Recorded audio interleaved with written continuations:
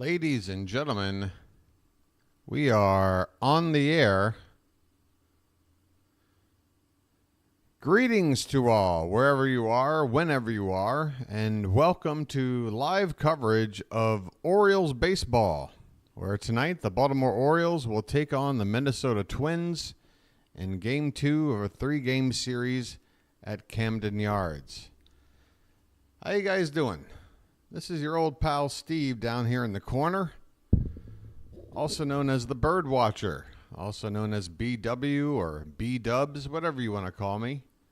And I'm happy that you found my channel. I'm a brand new channel dedicated to live coverage of Orioles baseball. I just started this channel up in time for the 2024 season. The light bulb went off in my head sometime over the winter. And in the spring, I called a few spring training games to get myself prepared, see how all the bells and whistles work on this YouTube site. And since opening day, we've been taking off with the channel. It's been great growth here over the past 2.5 weeks. And just really excited about growing a community where Oriole fans all over the world have an opportunity to congregate together here and chat and follow along with the game. Maybe some of you out there don't have a way to watch the game on the television. Maybe you don't have a way to listen to it on the radio. Or maybe you're just in a situation where you prefer to have a more interactive experience. Hang out in the chat, talk to fellow Oriole fans or baseball fans in general. That's what we got going on. Chat is starting to fill up right now. And folks, just a reminder, your boy's coming at you all the way from the other side of the world. Currently 5:27 a.m. for the BirdWatcher.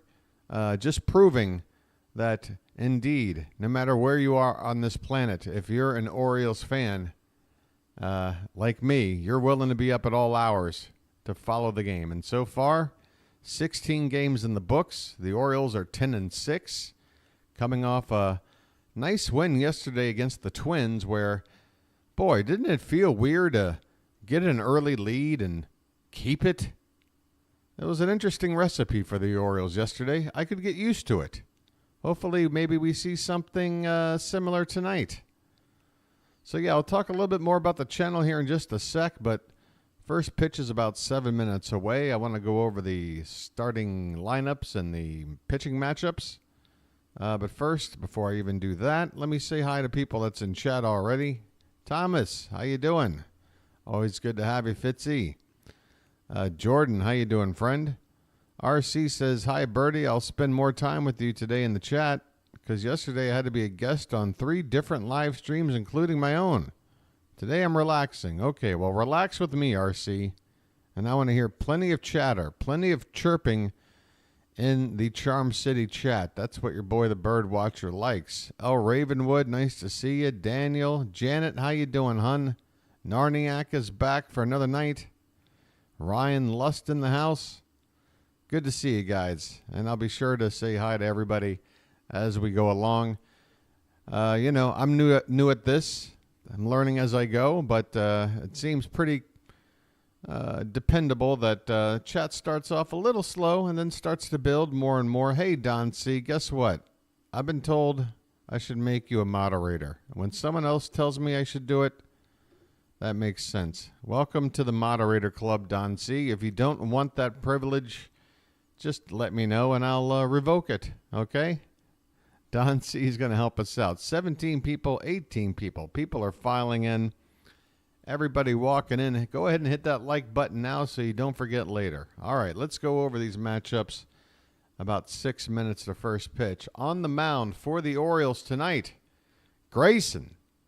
Grayson back out there for his 4th start of the season. He's been averaging 6 innings per start, right on 18 innings.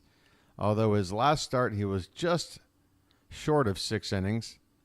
Failed to qualify for the quality start, but still a 2-0 record, an ERA of 2.50. I'll have to get off my back moderators. Don C. already flexing his moderator powers. Careful, moderators. The BirdWatcher watches everything. No, I think Don C's been a regular here. Don C will occasionally ask folks to hit the like button without even being prompted. So I think Don C is going to fit the bill just nicely. No money on the game today. That's good, Paper Chase. Isn't it great to just enjoy the sport for the sake of the sport?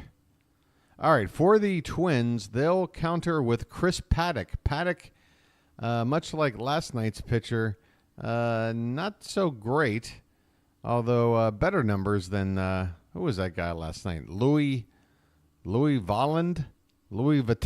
I don't know. He wasn't good. But Paddack hasn't been good yet either. In 2 starts, he's only managed to go 8 2/3 innings. So that's less than 5 innings a start. He's only averaging 4 1/3 per start. 4.15 ERA. Now, that's not audacious. But again, can't really get deep into games. 12 hits in just 8 2/3 innings, along with 4 walks and a couple of home runs, 7 strikeouts. So, again, much like last night's pitcher, I feel like the Orioles offense needs to attack this guy. By the way, we were very lucky to fade Joe Ryan in this series. Joe Ryan has been the Twins' best starter so far this season. Their de facto ace after the loss of Sonny Gray in the winter is Pablo Lopez, and we will be facing Lopez in the finale tomorrow. But Lopez's ERA currently in the high 4s. Joe Ryan has actually been the best pitcher for the Twins, but we don't have to play him. But they don't have to face Corbin Burns, so I think that's a fair trade. Your boy's just getting the game up on the screen now. Wants to make sure it's up before he gives over the lineups. And there's the ball game. Grayson Rodriguez. It's your turn, buddy. It's your night, bro. All right, for the lineups. For the Twins, leading off playing second base, Edouard Julien. Julien batted 9th last night, now bumped up in the order. I was wondering why a guy with 4 home runs in the lineup was batting at the bottom. Well, now he's at the top. Ryan Jeffers back in there in the second spot, but he'll DH tonight rather than catch. Alex Kirilloff getting his first start of the series. After pinch hitting last night, he'll play first base and bat third. Byron Buxton moves into the cleanup spot. Trevor Larnach apparently making his first appearance, at least in the majors this season. Not sure if he was injured or if he spent a little time in AAA, but either way, Trevor Larnach in left field batting 5th. Juan Miranda in the 6th spot. He had a home run last night. He'll play third base. Willie Castro's at shortstop. Manuel Margot, who led off last night, will move down to the 8th spot. And finally, Christian Vasquez is your catcher. Note the abundance of 200 or less batting averages in this lineup. Their leadoff hitter, 200. Cleanup hitter, 200. 5-hole hitter hasn't done anything. Number 7 guy, 119. 8 guy, 206. 9 guy, 115. Folks, we got Grayson on the mound. I want to see him go 6 innings or more with 2 runs or less. Let's go. Gunnar Henderson will lead it off for the Orioles. He'll play short. Adley Rutschman is DHing again. And that's something I got to talk about. What's going on here? Has he DH'd more than he's caught? Feels like about a 50-50 split at this point. I thought this guy was a Gold Glove caliber catcher. I thought one of his biggest attributes was his ability to handle the pitching staff. Not to say that James McCann is a slouch in that department, but if Rutschman's to be considered elite, shouldn't he be catching maybe 2 out of 3 games at least? I don't know. Your boy the BirdWatcher is a little curious. Ryan O'Hearn will hit third, play first base. I believe this is only the second start he's gotten in the field, as Ryan Mountcastle will get the night off. Anthony Santander, who had the night off last night, back in there hitting cleanup in right field. Cedric Mullins moves ahead of Cowser up to the 5 spot. He had a big night last night with an amazing catch. I hope everybody had a chance to see it by now. Also had a home run. Cowser. You know the Cal's back in the lineup. The Milkman will bat 6th. Jordan Westberg is hitting 7th, playing 3rd. Jackson Holliday moves up to the 8th spot. He'll be at second base. He's got 1 hit on the season. And finally, James McCann in the 9th spot. We're about to get underway. Grayson Rodriguez is taking his final warm-up pitches. And your boy, the BirdWatcher, about ready to go. Folks, if you're following along with the game, you know, if you got it on the TV and you just turn the sound down and you want to hear me call the game and interact with chat, but still be able to see the game, here's what you need to do to get synced up, okay? The game you're watching is most certainly ahead of me. So have that remote in your hand. Get ready, because whenever the first out is recorded, or even when the first pitch is called a ball or a strike, as soon as I make that call, allow me to catch up, make that call, and then unpause your game, and it'll be all synced up. The Orioles take the field. Again, this 6:35 start time gives us a nice, beautiful look at the sun-drenched warehouse out in right field. 2-3 on this 7-game road trip. The Twins wrapping up a 7-game road trip with these 2 remaining games. 2-3 so far. The Twins lineup is brought to you by Menards. Addy Julian leading off. Jeffers Kirilloff. We'll see them here in the first inning. All right, we're about to get underway. Again, if Carlos Correa is either day-to-day or on the IL, he's not showing up on the injury report here either way. So a second straight night without Carlos Correa. Oh, boy, you can hear the TV. Thank you, Bill. And probably a good time to check in with chat, too. Okay, that's taken care of now. Thank you, Bill. Thank you, thank you, thank you. Okay, Grayson. About to get ready here. Let me run through chat once more and get caught up with everybody. Whoa, a lot of people popping in. I don't know where I left off. I think it's about here. Carrie, how you doing? Carrie's chirping in the chat. Richard, how you doing? Coming back to us from New Hampshire. B-Dubs in the house. Ready to call the game for you. Spaceman, how you doing? Fitzy. Twins not doing good this year. Yeah, I'm still trying to figure out what's the deal with Correa. I'm sure he's injured. I just don't know why he's not being listed here on the ESPN injury report. Again, even if it's a day-to-day non-injured list situation, they typically tell you what's going on. Let's see. Everybody else caught up? Pure Adrenaline, how you doing? Thank you, Pure. I hope to have a great stream. Morgan Freelance is here. L. Ravenwood, and here we go, folks. First pitch of the game is popped up. Left center, long run for Mullins. Calls off Cowser to make the catch. 1 pitch, 1 out for Grayson Rodriguez as Edouard Julien flies out to left center field. We are underway in Baltimore. There's Matt. How you doing, Matt? Janet Hun, how you doing? Hitting that like button. By the way, folks, as I make mods as I go, Don C, Janet, just as a rule of thumb, first pitch here is upstairs to Jeffers. Just as a rule of thumb, between the two of you, just sort of keep an eye and try to limit the pandering for likes and subscriptions to just 1 time per inning. I don't want to bombard the chat with that sort of thing. It is something that's needed, but also something that needs to be sort of capped off to where we're not annoying people. Not that you're doing it yet. There's a ground ball up the middle, a base hit. Ryan Jeffers continues a hot series. He had 3 hits last night and now 1 here in the first.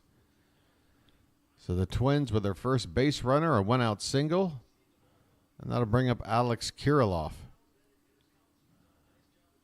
He's on the 10-day IL. Okay, just to confirm, everybody, here's your injury report. You would think if the Twins were going to mention anybody in their report, maybe somebody more important than, I don't know, Alejandro Hidalgo, that they would show you what's the status of Correa, but not the case. First pitch is off the plate to Kirilloff, 1-0. Runner at first, 1 down. Just getting started here at Camden Yards. Game 2 of a 3-game series. Next pitch is in there, a called strike.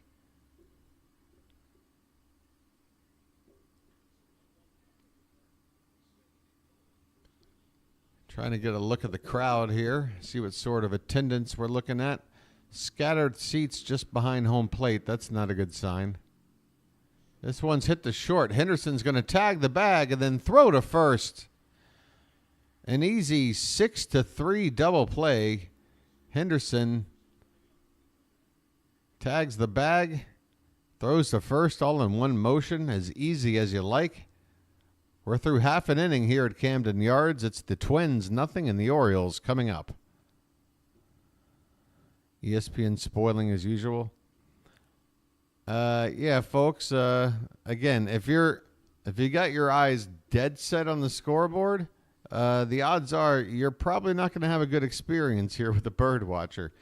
I want to provide some sort of scoreboard, some sort of way to follow along action that maybe can fill you in on stuff that happened before you popped into my stream.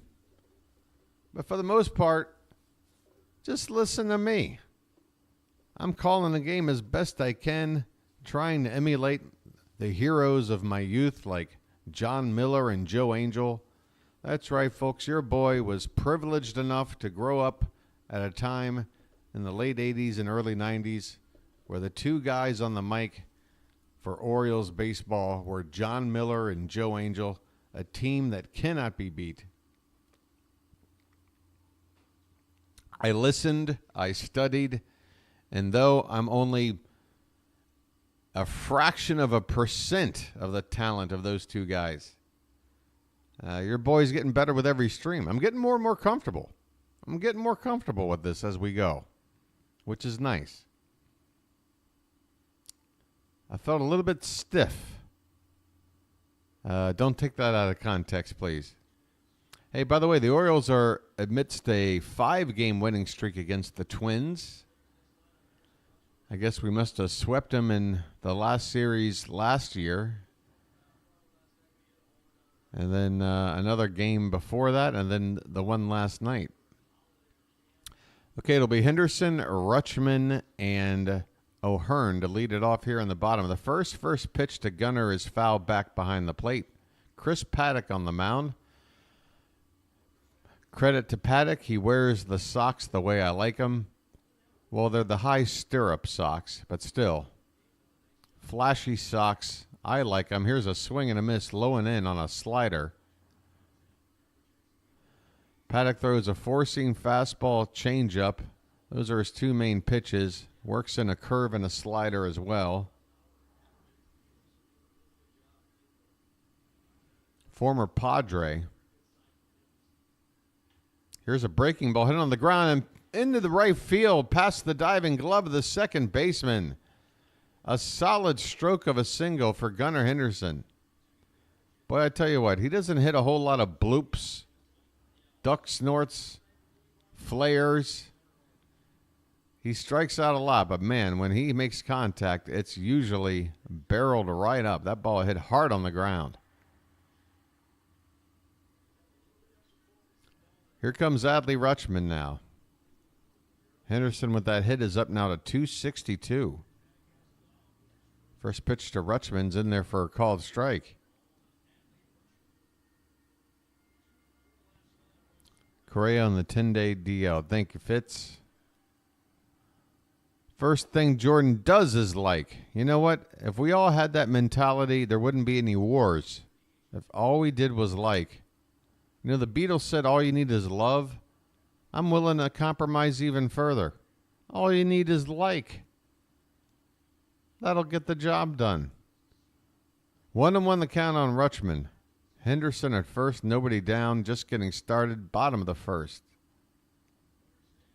And this one's popped up. Hopefully getting out of play, but the third baseman looks like he has a play, and it makes the catch on the track on the third base side of foul ground. Rutschman pops out to the third baseman, one away, and that'll bring up Ryan O'Hearn. O'Hearn with a big night last night.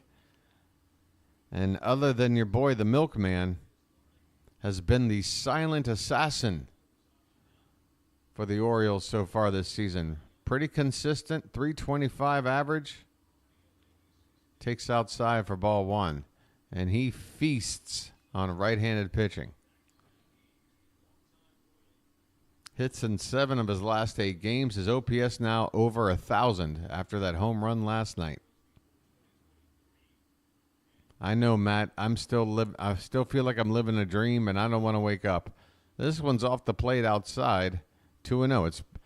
It's seriously, it's one of the huge reasons why I said I got to make a channel like this, because no matter what happens, whether the channel takes off and is a success or not, I want to archive this season. I want to be able to look back on it because I got a feeling. O'Hearn hits it hard. Center field. Backing up the center fielder. Buxton makes the catch on the edge of the track. Henderson will go back to first. So O'Hearn with more solid contact, but unfortunately not quite enough lift. And to the deep part of the yard. Buxton there to make the catch. He leaves a divot out there on the warning track. 2 down. Henderson still at first base for Anthony Santander. Tony Taters had the night off last night, his first absence this season. He's hitting only 180, though it's a productive 180.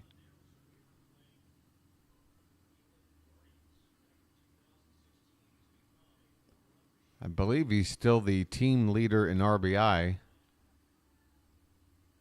Want to know the count. And the next pitch from Paddack. Check swing foul off to the left. 1 ball and 1 strike. By the way, how's the microphone sounding, everybody?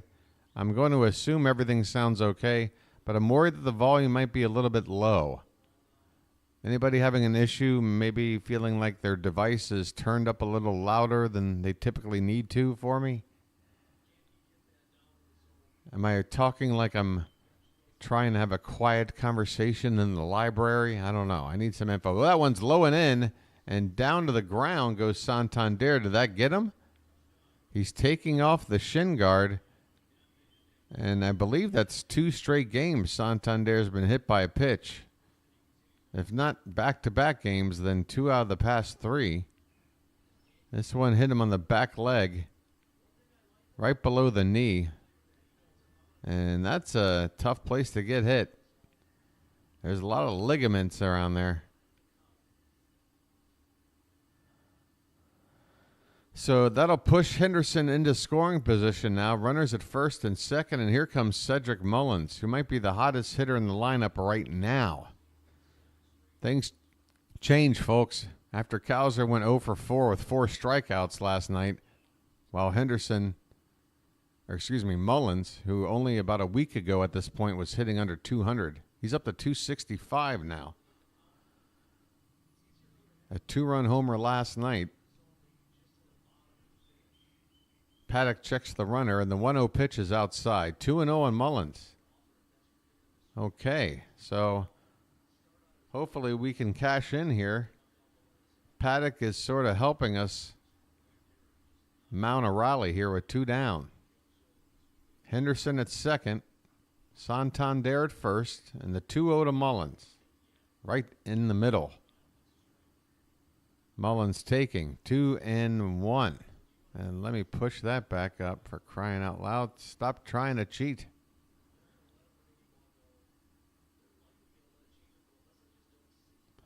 Eddie chance. What, Eddie Murray? Eddie. This one's popped up. Left field. Should be playable. And it is. Mullins flies out to the opposite field to Trevor Larnach. The Orioles get a couple runners on. Unfortunately, they cannot cash in at the end of 1. No score here at Oriole Park at Camden Yards. You sleep on Mullins batting.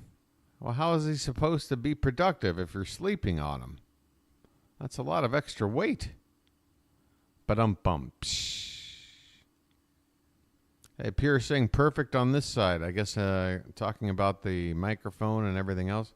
Folks, we got 62 people here in chat already. Already! I mean, just to let you folks know, typically, we start reaching those numbers somewhere around the middle of the ball game as we build up around 100 or so. But 62 right out of the gate. People are hungry for some Orioles baseball, and your boy, the BirdWatcher, loves it. By the way, here's something to keep in mind. Is Sean the Whip here, by the way? Is the Whip here? I don't know if I've seen the Whip. There is no Whip around. Okay, so we got Janet and we got Don C. Remember Janet and Don C? Just once every inning or so. Just a gentle reminder to the charming folks here in the Charm City chat if they haven't done it already. Go ahead and hit that like button. We have 25 already. Fantastic. We're going to double that number before the night's over. We had 50 last night. I think we can do it again. But folks, Kyle Bradish is starting tonight for your Bowie Bay Sox. That's right, Kyle Bradish on the mound. Meanwhile, Samuel Basallo is in the lineup and playing in the field for the first time in 2024. Of course, he's a catching prospect, but between a shoulder injury he's dealing with and the fact, it's an elbow injury? Yeah, only 19 years old. Only 19 years old. He'll be playing first base. Okay, we're underway here, top of the second. First pitch from Rodriguez paints the outside corner for a called strike to Byron Buxton. Trevor Larnach, just recalled from AAA, will be up next. Here's a pop-up, foul ground. O'Hearn, now backing up toward the fair line, makes the catch just on the foul side of first base. So an infield pop-up induced by Grayson Rodriguez. He's got 4 pitches on 9 outs. That is ace-type stuff. You love to see it. I would love to see Grayson just mow through this order. 3 up, 3 down, 1 inning after the next. We need a game like that. Here's Larnach, and that one is apparently high, though it did have it in the zone on the animation strike zone. Want to know the count? And here's a half-hearted swing, strike 1 to Trevor Larnach.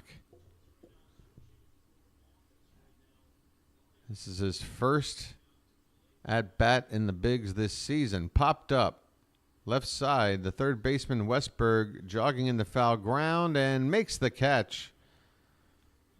Overran the ball just a little bit. Maybe the wind caught it.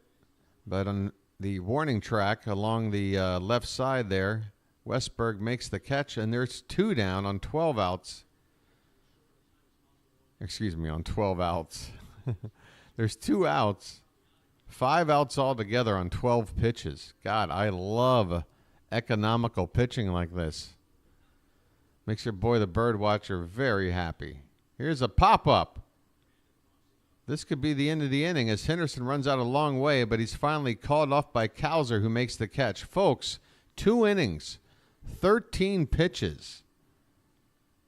That's just over 2 pitches a batter. And actually, they did have a batter reach, right? But he was retired on the double play, right? Yeah, so 6 batters, 13 pitches. There's the whip. He's going to have a big update coming from Bowie soon. I'm sure it involves Kyle Bradish and perhaps Sammy Basallo. Again, Basallo, the prospect who is considered a catcher by trade, between the injuries dealing with and the fact that early doors have shown that maybe he's not quite catcher material, it seems like the Orioles are ready to groom him to be a first baseman. He's getting the start at first base tonight for Bowie. So the whip will be keeping an eye on that for us. Maybe let us know what guys like Kerstad and Norby are doing down there as well. All right, bottom of the second, due up for the Birds is... We got Cowser, we got Westberg, we got Holiday. Folks, flashback exactly a year ago today. I don't know if we had any of these guys up at the team. I know we didn't have Holiday.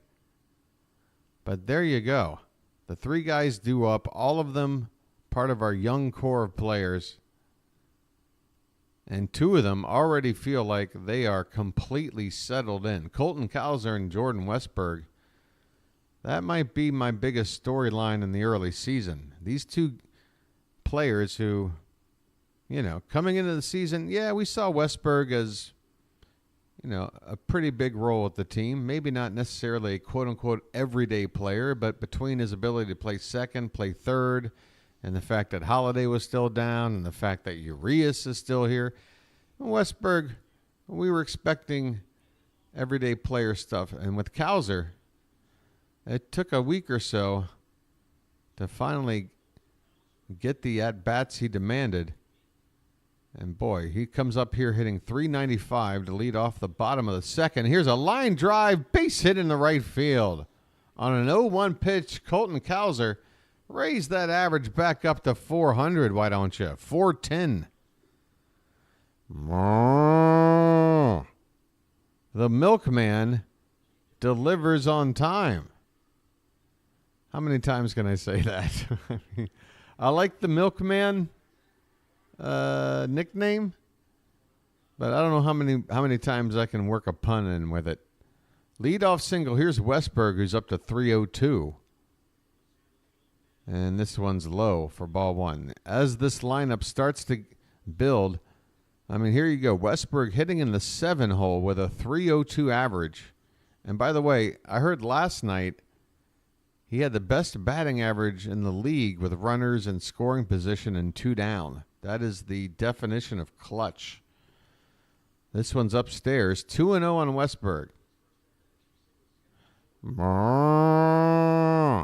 Come on, chat. If you're watching the birds here with me, if you're following along, we need some cows in there. Unfortunately, he's already on base.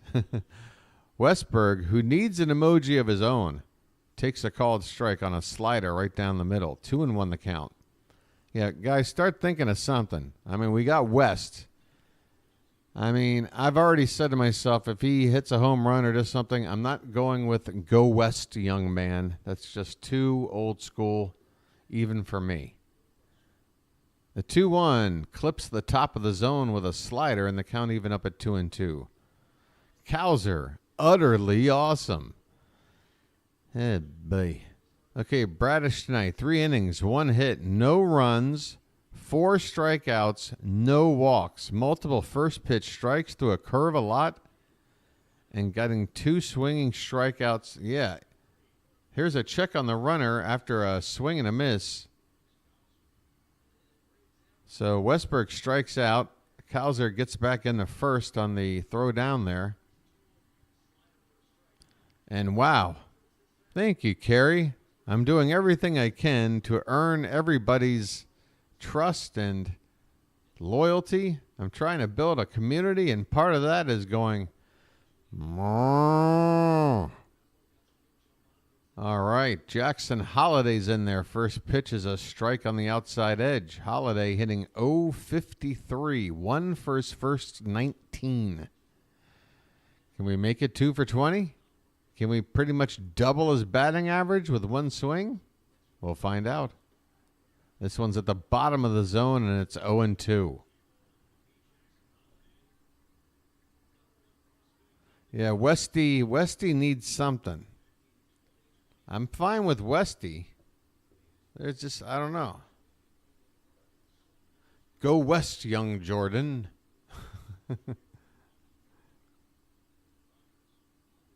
All right, the 0-2 pitch to Holiday. Let's try not to. And a swing and a miss. Wow. It has to be said, though. It's something like every pitcher Holiday faces, I watch them face 8 batters. Okay, tonight, 7 batters first. And I'm telling you right now, Paddack's command, never as good as it was on that Holiday 3-pitch strikeout. All 3 pitches right on the edge. And we're talking inside top, bottom away, and bottom up. Or, I'm sorry, away up. So Holiday at least needs to do better to make some contact, fight pitches off like that, and wait for something a little more hittable.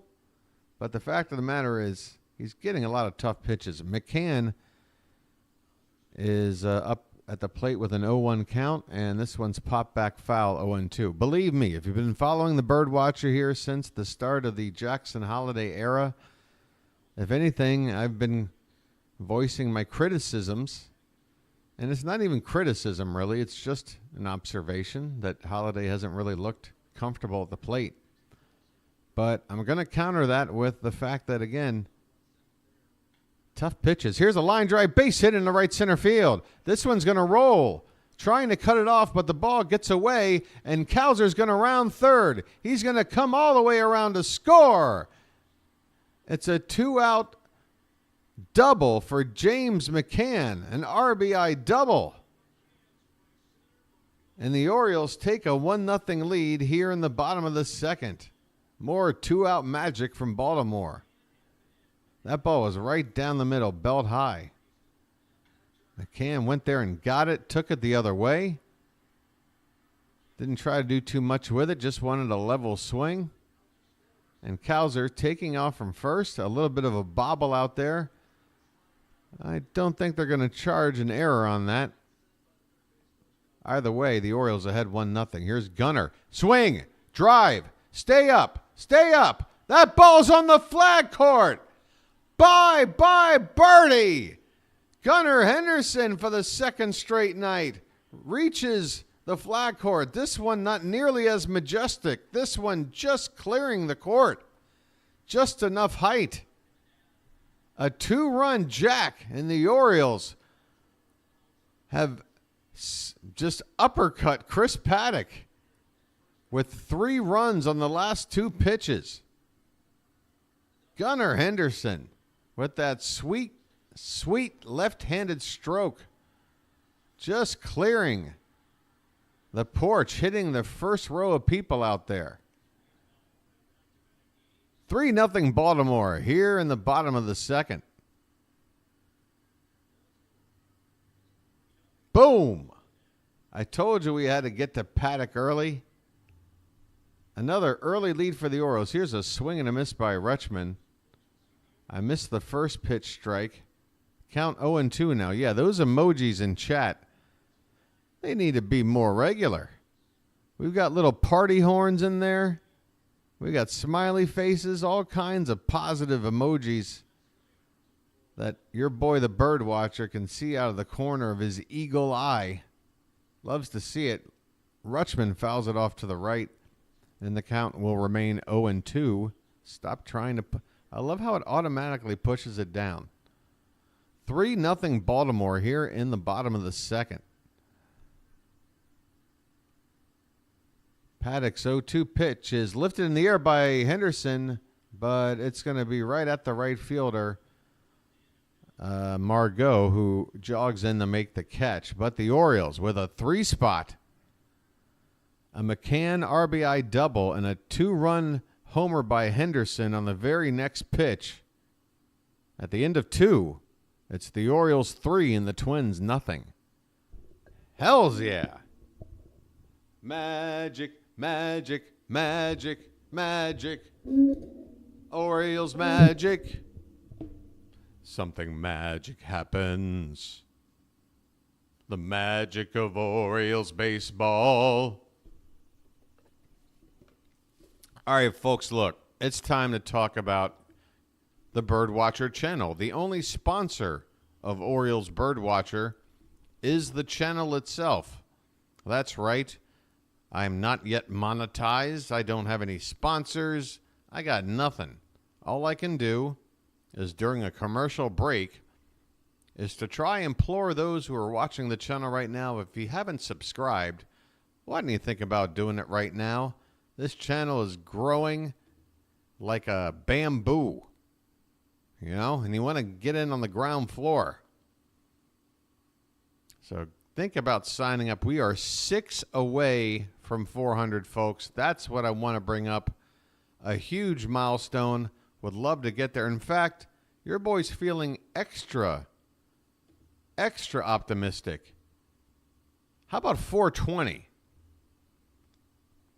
How about, okay, I'll tell you what. 400 for sure tonight. I don't think that's asking much, folks. Come on. Get on in. We got to hit 400. We're too close. We're too close. Come on, get in. That'll give us 100 away from 500. But by the end of the series, by tomorrow's game, we got to hit 420. I don't know why the number 420 pops up in your boy's head. I don't know where that comes from. All right, top of the third we go. And Castro takes one way high for ball one. Willie Castro hitting just 119. A home run and 2 RBI. Swing and a miss. Poole is here. He's got the popcorn. And folks, if you're here in chat right now and you have subscribed already and you're enjoying the coverage and you're going to be here on a regular basis, you guys are my Spartans. You're my warriors. Find a friend. Send a link. Let the Birdland community know that we're here. Here's a foul ball. Castro at a 2-2 count here to lead things off in the top of the third. I know it's early, but your boy might need a lucky.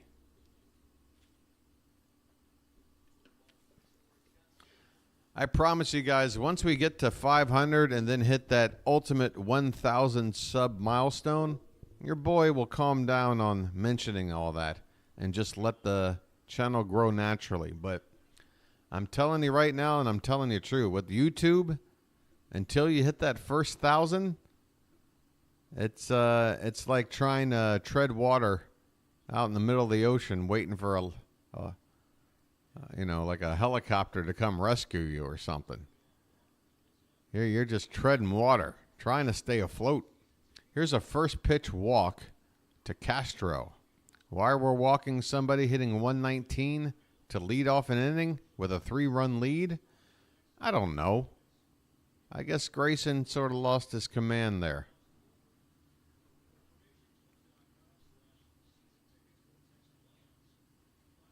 Here's Margot.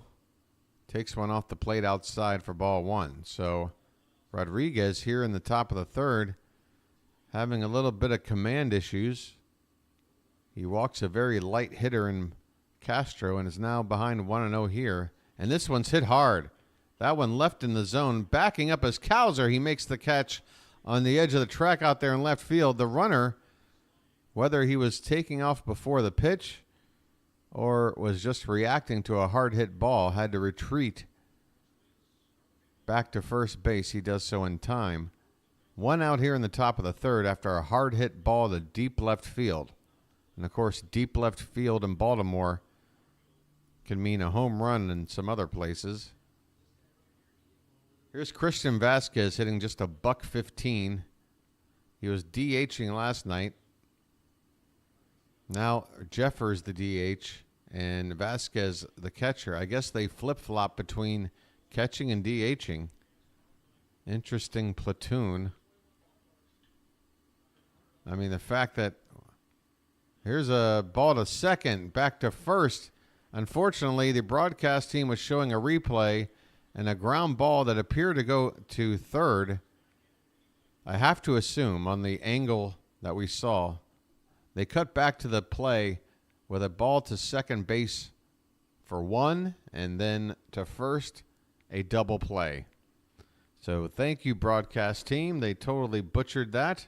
Christian Vasquez grounds into a double play, and the inning is over. So Grayson, with that leadoff walk, doesn't come back to hurt him. In fact, he gets out of that inning very easily. What are we at here on pitch count?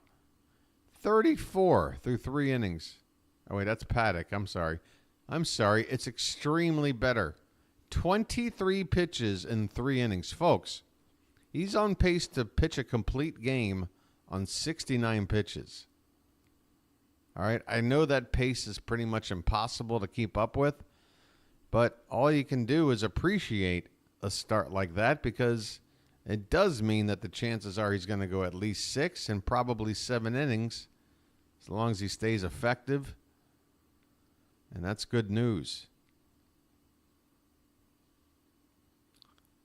All right. Yeah, when we got Cowser out there. I mean, we saw what Cowser can do at Fenway covering the monster. It's not a lot of acreage out there, but the ability to contend with the wall. And then you got a giant left field. It's pretty much the opposite at Camden Yards. Cowser's got it covered, and he played center field for us last night. Didn't have any problems. Plus, he's got good speed. He's stolen base. I mean, Colton Cowser, folks, when are we going to stop and admit it? Maybe we don't get the priority right in our prospect order. And another thing, maybe we read too much into early struggles. Which, again, if Holiday winds up having a rookie season like Cowser did last year, and it takes a little bit of time for him to find himself, that's just a part of baseball. I'm willing to wait a little bit longer, and he'd still be only, 21? He might be old enough to buy a drink. Okay, Ryan O'Hearn at the plate. He's 0 for 1 today after a first pitch outside. The next one's a strike, and the count is 1-1. Pitch in the dirt. Well, maybe a little bit above the dirt, but very low. Ball 2. Yeah, that catch by Mullins last night. I hope you enjoyed your boy, the BirdWatcher's call on it. I was excited. This one's grounded foul off to the right, bouncing off the railing there by the camera well. I'm in the mood for a lucky. Let's see what happens here. With a 2-2 count on Ryan O'Hearn. Okay. This one's low and away, and the count runs full. That's right. Mr. Mackey made a special guest appearance on the BirdWatcher game last night. He called a couple of pitches, if memory serves.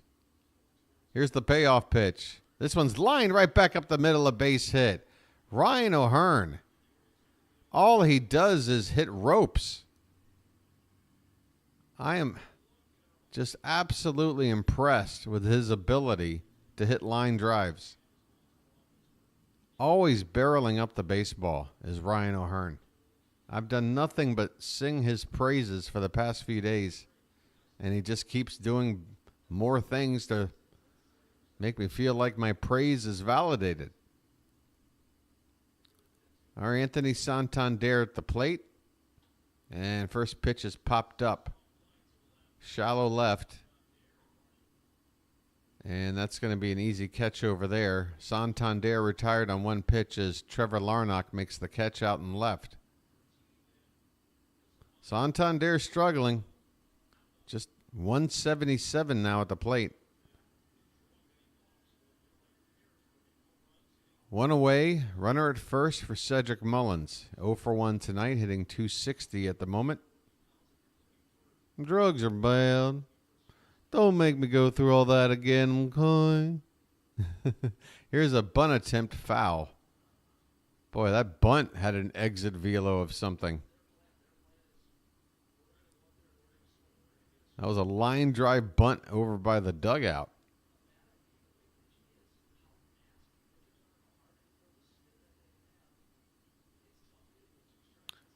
O'Hearn at first. One out. And the 0-1 pitch is swung on and hit in the right center field, a base hit.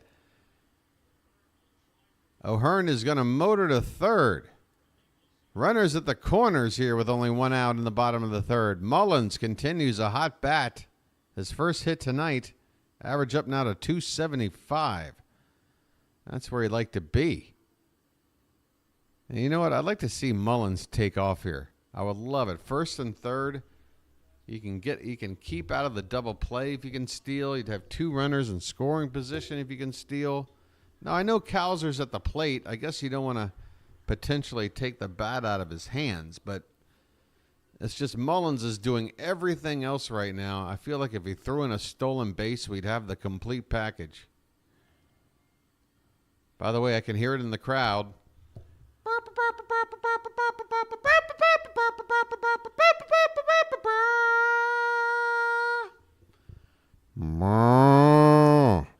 Cowser, a base hit already tonight. Now up there with runners at first and third and only one out. The first pitch is in the dirt, and down goes Mullins, and he steals second base. Folks, can I get a little credit? I know there's a delay in the chat, so I understand I'm going to have to wait probably about 10, 15 seconds or so. But I would like the Charm City chat to just go ahead and pat the boy, your boy, the BirdWatcher, right on the back. I told you he needed to steal a base. He steals a base. I mean, wait a minute. They get him on the back foot? Uh-oh. They're taking a closer look. Oh, he never tagged him. Never tagged him. Never tagged him. And this one is off the plate to Cowser. So 2-0 now with 2 runners in scoring position. And the double play now, at least the conventional double play, is off the cards. So that's why that steal was huge. And this one's hit on the ground, and that's why a runner is going to score. That was a tailor-made double play ball. Instead, it's going to be an RBI ground out. Cowser drives in O'Hearn, and the Orioles now lead 4-0. Folks, the Mullins stolen base, the reason why this run scores. I tell you what, your boy the BirdWatcher's a genius. Your boy the BirdWatcher, the longer you spend with me, the more you're going to understand that this is the game I live and breathe. This one's hit well. Westberg, stay up. Stay up. It clears Baltimore. Jordan Westberg is going crazy. Home run number 4. RBIs up to 14. Bye, birdie. The Orioles have blown it wide open here in the bottom of the third. And Westberg does it again with 2 outs. He's the 2-out king. That ball was up, it was in, and Westberg turned on it. And you know it's always a legit home run when you clear the wall and left here in Baltimore. 6-0 Orioles. My goodness, Westberg again.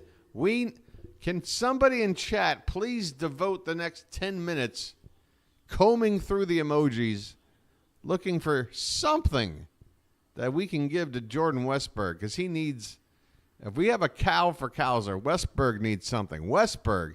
And I said this the other day. I said, Cowser won player of the week. Westberg's going to do it this week. He is well on his way. Holiday has a 2-0 count. In the dirt, 3-0, and I believe, yeah, it's West's world, and we're just living in it. I like that. A 3-0 to Holiday. Could he possibly get a cheap walk? He swings on 3-0 and pops it foul off to the left. Jackson, are you really in a position to be swinging 3-0? I got to tell you, folks. Let's see what he does 3-1. Let's see what he does. Outside for ball 4, Jackson Holiday. Take your base. His first major league walk. And again, this is supposed to be a big part of his game. He's supposed to have a very good eye at the plate. 16 walks in just 10 games down in Norfolk before the call-up, which is why his on-base percentage was up northwards of 500. So Holiday at first base, 2 down, and here's James McCann. He's already got an RBI double. He'll take a called strike. Chris Paddack out there getting shelled. The Orioles pouring it on here. A 3 spot in the second and another one here in the third. They've been through the lineup twice now in 3 innings. This one's hit the other way and will drop in front of the right fielder. Let's see if Holiday, yeah, he'll stop at second. Even with 2 out, that ball hit too hard. McCann with a couple of hits already. When your number 9 hitter has 2 hits and it's still the third inning, That's typically a good sign your offense is doing well. Gunnar Henderson coming up now with 2 on and a chance for his big day to get even bigger. Folks, crack the beer. It is ice cold right now. First pitch to Gunnar's inside. 93 miles an hour from Paddack. And again, just a reminder, if you didn't hear me say it in yesterday's ballgame, this is the first team we've played this season with a losing record. So just think about how the Orioles were able to go 9-6 and play to a .600 winning percentage against all teams with winning records. Now here in the second game against a team with a losing record, and it's not like the Twins came in here with an atrocious record. They're 6-8. One more win and they'd have a .500 record. But the fact of the matter is, first team we've played with a losing record, and so far we're flexing our muscles here. So if we can play .600 ball against the good teams and look like this against the not-so-good teams, it's a very good sign that the Orioles are on pace to march their way to the playoffs. 1-2 the count on Henderson. The pitch is low in the dirt. 2 balls and 2 strikes. It's looking pretty chilly there in the BirdWatcher Charm City chat. Oh, okay. Rob's got the arrow pointing to the left. And this one's hit on the ground and through the left side. This is probably going to score a run with 2 down. Holiday charging in. McCann makes it all the way to third. It's an RBI single for Gunnar Henderson. And the Orioles are pouring it on. It's 7-0. Touchdown, Orioles. 7 runs on 9 hits, and we're still in the 3rd inning. A 3 spot and now currently a 4 spot on the board. The bats are alive and well. Grayson with a huge lead to work with. Can we finally have a relaxing night and cruise our way to a victory? Because I'm telling you what, the BirdWatcher has not been able to relax. Certainly not through that Milwaukee series. Here's another visit at the mound. I have to assume the Twins are getting somebody loose. Paddack simply does not have it. Everybody in this lineup is getting their licks off of him.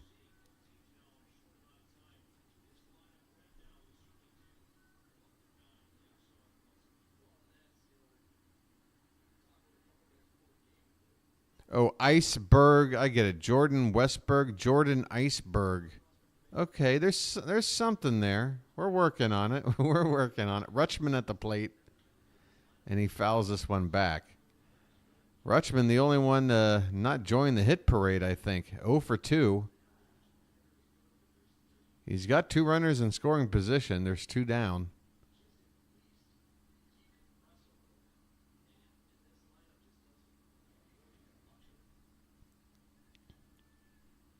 The 0-1 coming, and it's fouled back. That one's at the top of the zone. Westberg Iceberg. Is that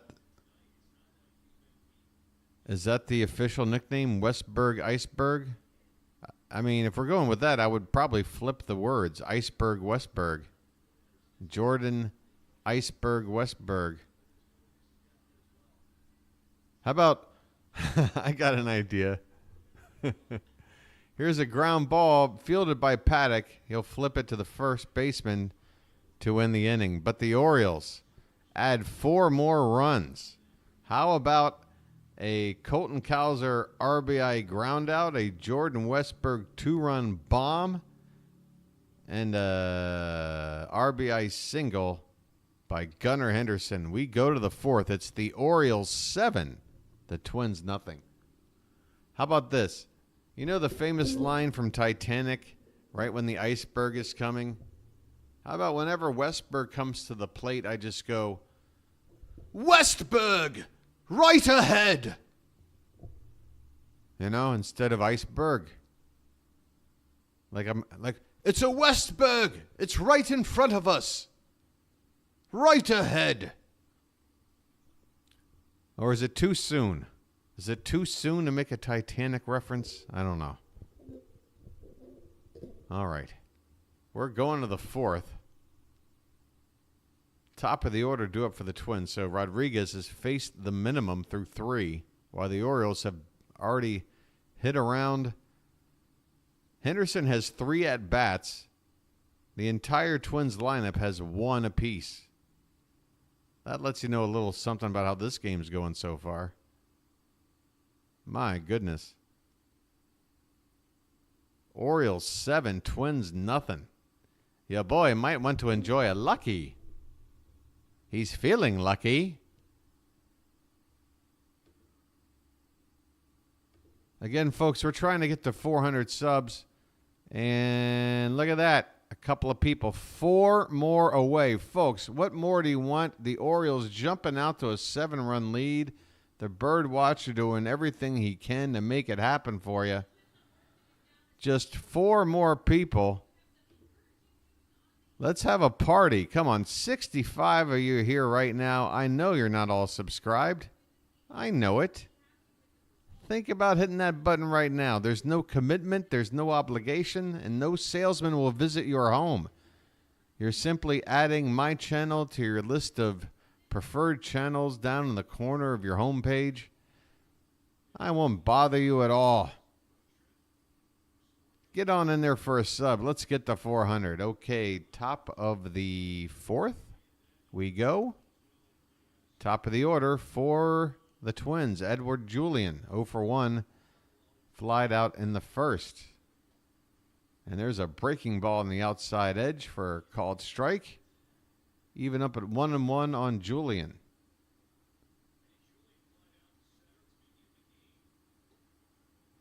Well, my friend, there's no reason to do that. If you're already subbed up, stay subbed up. Now, everybody who has subbed, you can always just create a unused email account for the sole purpose of creating a second YouTube account and adding another sub that way. That takes work, though, which is why I'll take a like instead. Yeah, there you go. Carrie hears it. Westberg dead ahead. 2-2 the count on Julian. Pitch. Up and away. Count runs full.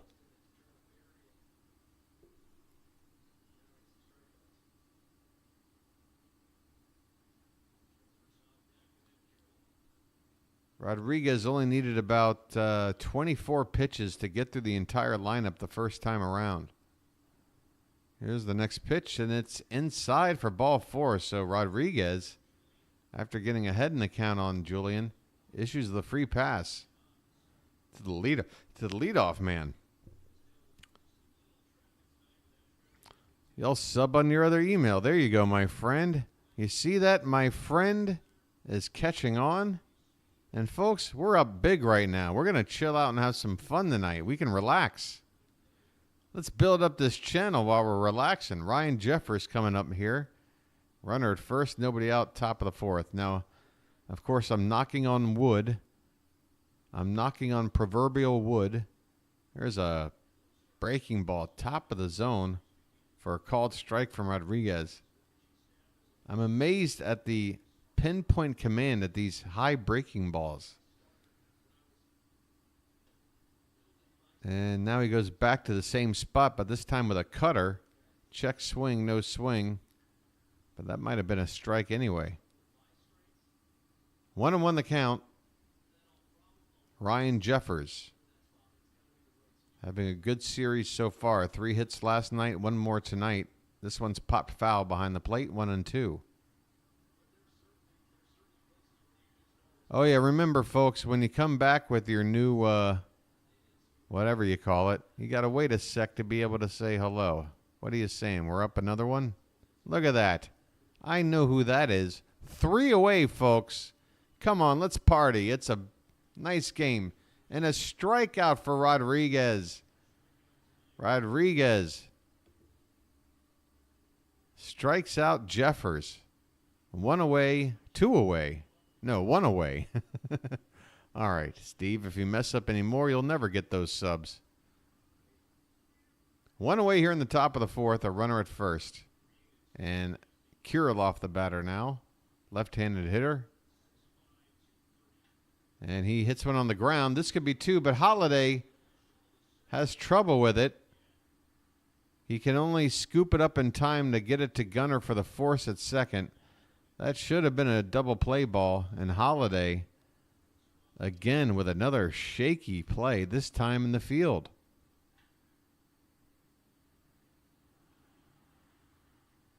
Hey, Matt, I live in Thailand. Not only do I not have a plan to go to Camden Yards, I don't have a plan on being in the Western Hemisphere at any point this year. But that's the trade-off. That's the trade-off. Byron Buxton at the plate. First pitch off the plate, 1-0. Excuse me. Your boy needs a little more beverage. Throat getting dry. There's a called strike. 1 ball and 1 strike. I'm telling you, the thing that I didn't really plan on is this daily announcing project here.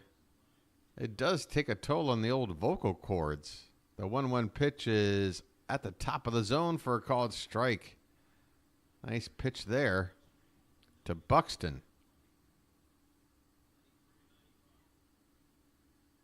2 down, runner at first. The Orioles up 7-0 here in the top of the 4th. I kind of wish we had 7 runs ready for Tyler Wells in tomorrow's game. We could use the run support for him. Feels like Grayson only needs about 2 or 3 runs to get the job done. This one's up and in. 98 miles an hour. That'll wake you up. 2-2 on Buxton. 0 for 1 so far tonight, hitting 196 on the season. And this one is fouled back.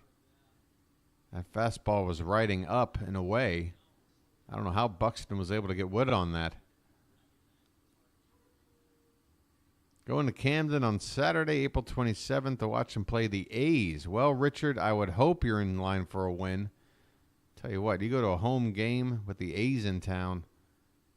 I know Oakland's been playing better this year than people would have thought. Heck, I think they still have a better record than Houston, right? So you never know. These are major leaguers. The A's went out and made some nice acquisitions, considering the lack of resources, financially and otherwise, to bring people in. They did make some nice moves to make themselves a little competitive. Here's the 2-2 pitch, hit hard into left field. This one's going to get down. Kowser's going to have to wait for it to bounce up against the wall. The long play is going to allow the runner to get all the way around the score. And in to triple. In there with a triple is Byron Buxton. RBI triple with 2 down here in the 4th. The Twins are on the board. It's now 7-1.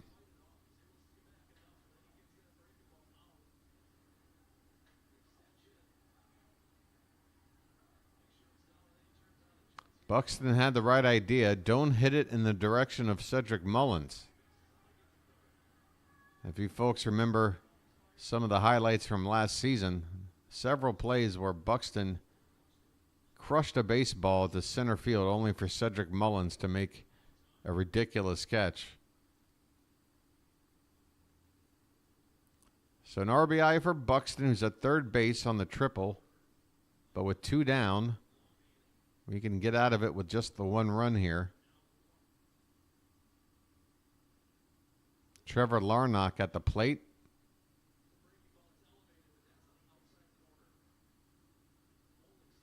Oh, don't bring up Boog's Barbecue, Matt. Now you're going to make me hungry.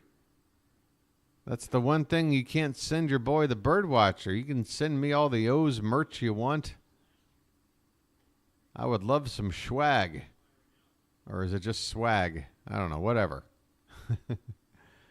But I'd rather have, in lieu of a pennant or a plastic blow-up baseball bat, I want some Boog Pow barbecue, but I can't get it.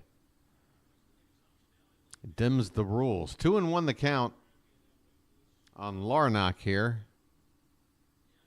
Top of the fourth. The Twins with a run in. A runner at third. This one's pop foul behind the plate, 2-2. And I can see the sunlight is getting bright over my shoulder. I'll need to close that curtain up and maybe take a break with Lucky. If we can get this third out and get to the bottom of the fourth with a 6-run lead, your boy is due for a Lucky. Reach for a Lucky strike. They're toasted. The 2-2 pitch is laid off upstairs, and Rodriguez runs the count full. So Grayson, his pitch count is still good, all things considered, but, I mean, coming into this inning, like I said, he was on pitch to go with a complete game under 90 pitches. This one's popped up. This should be playable on the infield. Westberg looks at it, and he straddles the foul line to make the catch.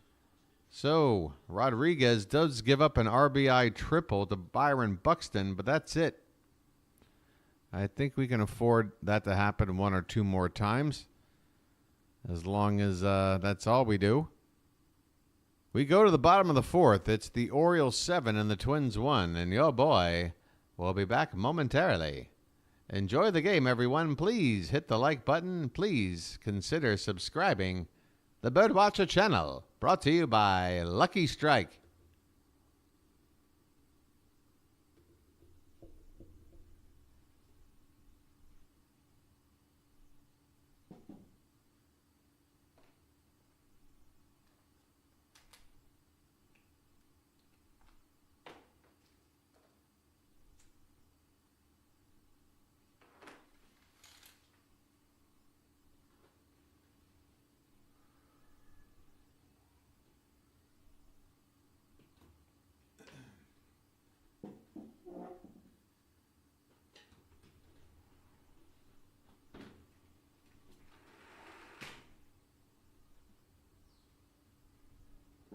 Hey, folks, by the way, again, with the first win last night of this series, the Orioles extend their sweepless series streak to 97, which means 3 more to go before we hit 100. And I feel like we got to do something to celebrate that, don't you? So numbers 98 and 99 would occur on the road if we can keep the streak alive. Kansas City is our next series, and then the Angels out west. That would mean we come back home, and we can make it 100 series in a row at home. I can't remember who we face. I think it's the A's. Right? So imagine, let's not imagine a bad thing. This one's hit hard. First pitch of the inning by O'Hearn, but right to the right fielder. Man, Ryan O'Hearn, all he does is hit line drives. Unfortunately, this time, right to the right fielder, Margot, for out number 1 here in the bottom of the fourth.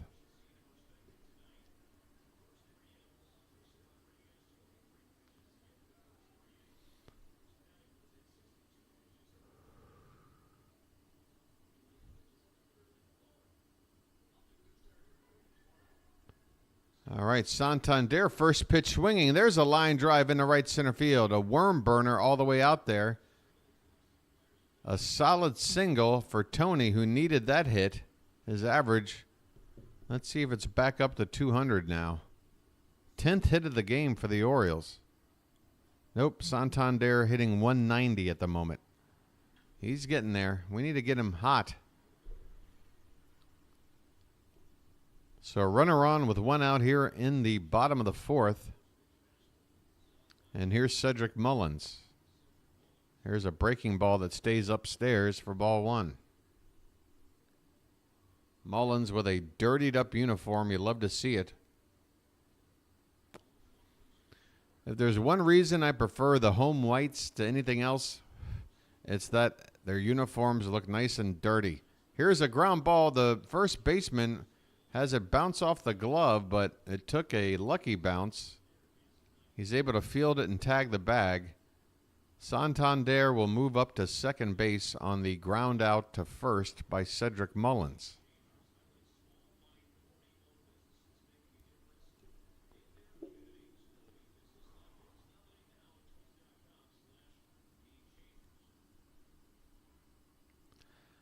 Ladies and gentlemen, get those cows in the chat. Line drive, base hit right center field. On one pitch, Cedric Mullins finds some real estate. Santander will come around to score. The Cowser goes. He does it again. Colton Cowser. RBI single, and the Orioles now lead 8-1. Chris Paddack still out there for some reason. I'm not complaining. Hey, we need to get our averages up all the way up and down the lineup. They want to leave Paddack out there for some batting practice? Let's go. Here's Westberg. Check swing. And I'm not sure if that hit the bat or not. Either way, it's strike one. Folks, what is Cowser hitting now? 415.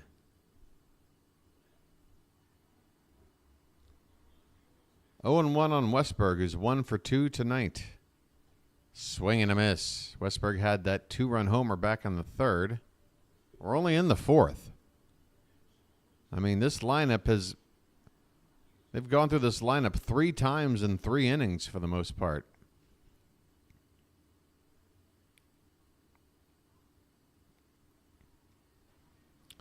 0-2 pitch is laid off, 1-2.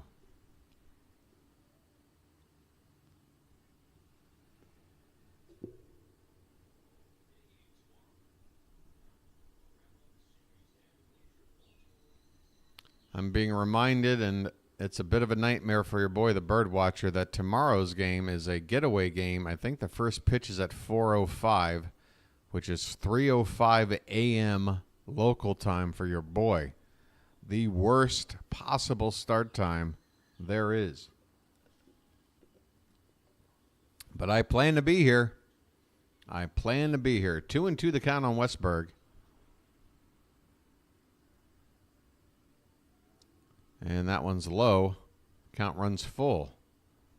I can pop back up on the screen here. There I am. Hello. How you doing?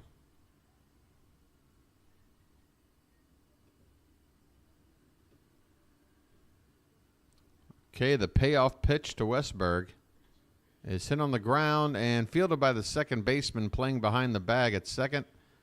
And he'll make the play. Westberg grounds out to end the inning. But the Orioles add another run.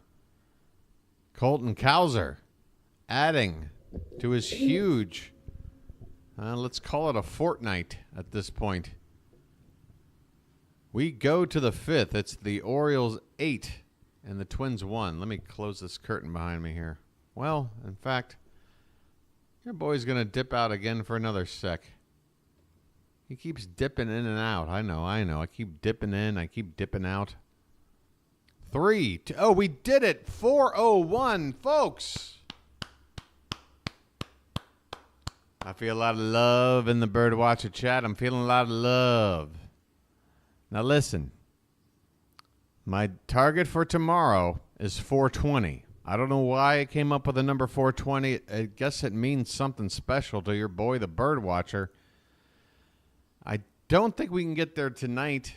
I think it's asking too much. But if we can get up to like 405, then that'll make getting to 420 tomorrow all the easier. So keep those subscriptions coming, folks. I mean, on a night like this, consider it a good luck charm.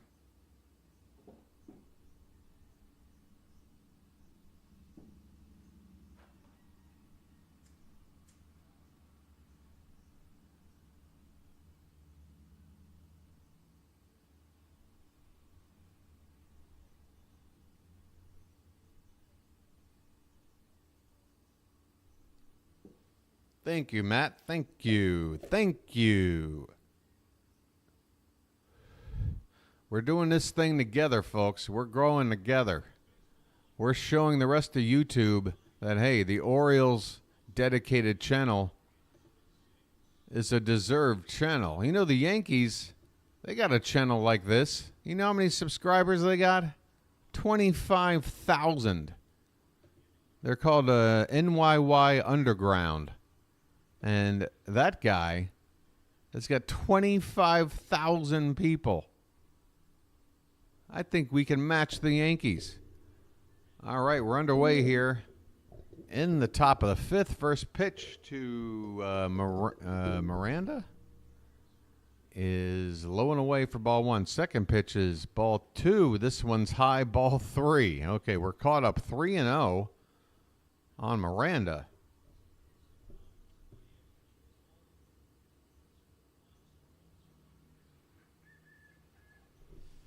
This one clips the outside edge, only just.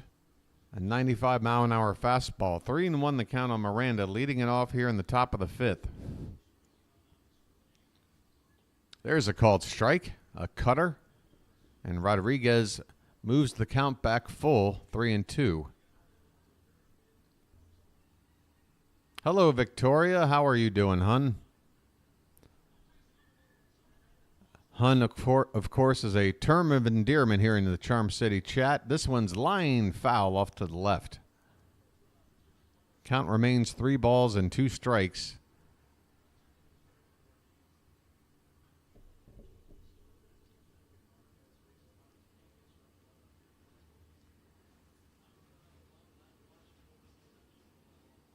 Swing and a miss. A changeup from Grayson, and Miranda flailing out in front of it for a strikeout to begin the top of the fifth. How are we looking there on strikeouts for Grayson? That's only his second of the ball game. So the strikeout pitch not there tonight. Only his second, but effective nonetheless. Willie Castro at the plate, and he has a walk tonight.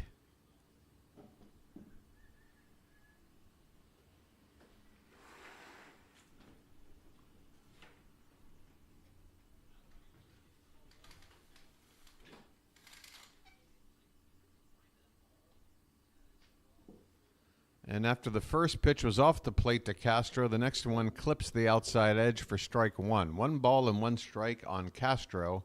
1 out, nobody on, top of the fifth. And this one is fouled back.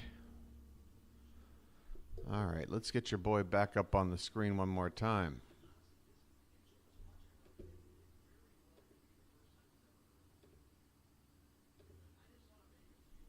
See, I'm blocking that Orioles. I'm blocking my Orioles thing. How do I sit or I'm not blocking it?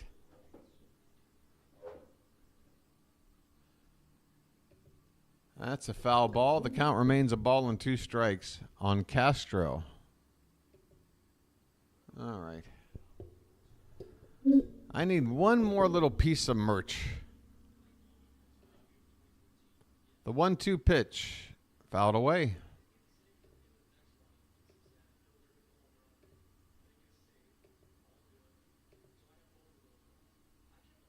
Rodriguez up to 60 pitches. Pitch count still not a factor yet.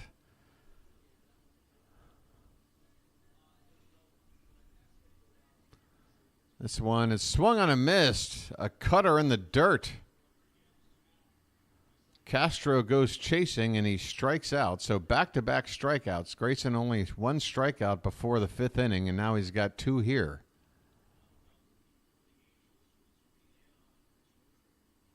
Here's Manuel Margot. 0 for 1 tonight. He lined out back in the 3rd. And the first pitch is a curveball inside, low, ball 1.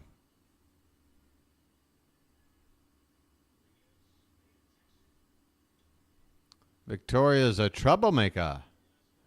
Oh, we like troublemakers from time to time in the Charm City chat. I need a pennant. Hey, well, If I had one to buy in the last 41 years, I would have purchased one. But unfortunately, there hasn't been one available since 1983.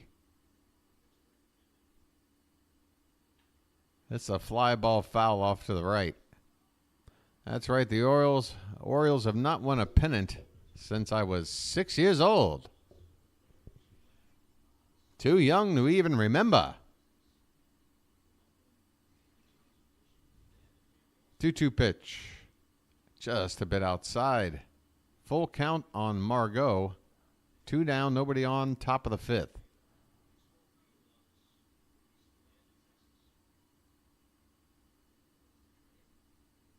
And the pitch is up and away. So Rodriguez issues the free pass. That seemed so unnecessary. How many walks is that? 3rd walk tonight already in 4 2/3. He's only given up the 2 hits. And again, the pitch count has been great. It's just he's been walking guys here the past couple of innings. This one's in there for a strike. Up there at the plate now is Christian Vasquez. Vasquez 0 for 1 so far. Margot at first. He's got plenty of speed, but probably not running with this 8-1 game. This one's hit softly to short on 1 bounce. Gunner over to first in time. And the inning is over. We're halfway through this one here at Camden Yards. It's all Baltimore. Orioles 8, Minnesota 1. All right.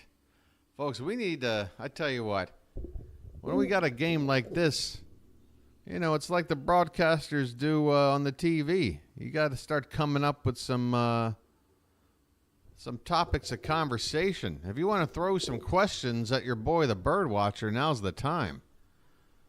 Maybe you want to ask about a movie or maybe a band I like. Keep it specific. Name a genre or something. Or I don't know. What do you want to know about the weather out here? What do you want to know? Talk to your boy, the BirdWatcher. We're enjoying a nice, comfortable 7-run lead right now. It's by no means over. By no means. But I'm figuring after all the tense games we've been playing lately, I could use a nice lighthearted chat. Who's my favorite player? Well, Rob, I grew up with Cal Ripken Jr. I mean, that's the easy answer, and it may be unoriginal, but I grew up during the Cal Ripken era. You know, basically, he was a rookie when I was in kindergarten, and he retired like the year after I graduated college. So basically, my entire scholastic career was perfectly in line with Cal Ripken's baseball career. Favorite food? That's tough. Is that like you can only eat this and nothing else? Or is it just like when the mood hits me, I really want to have it? Division winners still have that extra break. It might be even more than 3 days. Wow, you guys are firing the questions. The moon landing. Is it real? Is the Earth flat? I think the Earth is a triangle. I think we've been looking at it wrong. This one's a foul ball off to the right. Jackson Holiday at the plate. I'll go over some of these other questions here when I can, okay? Holiday had a walk and scored in his last at bat. The 0-1 pitch is outside. 1-1 on Holiday, leading it off here in the bottom of the 5th. My go-to favorite food. Go-to. Okay. This one swung on. Hit hard, right center field, but Buxton's going to be able to chase it down out there. Pretty solid contact that time from Holiday. Pretty encouraging.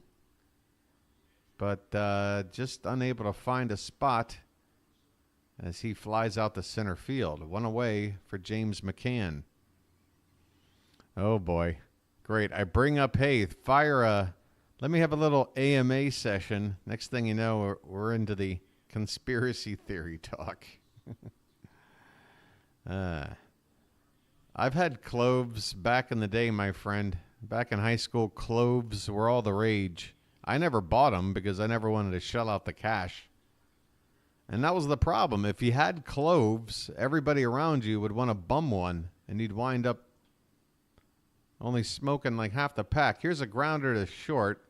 A bit of a bobble there, but recovery made in time to throw out McCann. McCann grounds out to short, and there's quickly 2 out here in the bottom of the 5th. Let's see. Cal's the best. Cal is the best. Pad Thai is the go-to Thai dish for most Americans when they go to a restaurant. This one's hit on the ground. Wow. We're going to get out of this inning quickly. Henderson grounds out to short on 1 pitch. 3 up, 3 down for the Orioles. Was that Paddack still out on the mound? Boy, where'd that come from?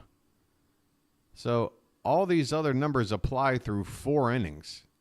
Through 4 innings, he had given up 11 hits and a walk, 8 runs. They kept him out there. Comes out there for the 5th and throws like 4 pitches. Gets 3 outs. That's baseball for you. Okay, to the 6th inning we go. It's the Orioles 8 and the Twins 1. Favorite baseball movie? I mean, Field of Dreams for me is probably the one because, you know, it sort of transcends just the game of baseball itself. It sort of works in that whole mysticism that baseball represents. That sort of something that's bigger than us, something that you need some imagination, you need a little bit of faith to believe in order to be able to see it. And then you got the whole father-son connection. It's it's a fantastic film. Baseball's the best sport for making movies, let's be honest. I mean, there's a lot of good ones. I'm a big fan of The Natural. I know The Natural might be a little bit cheesy to some people. But I tell you what, when Roy Hobbs hits that home run at the end of the game and blows out the lights, starts trotting around the bases, slow motion, your boy gets choked up. Your boy gets choked up. Love a good baseball movie.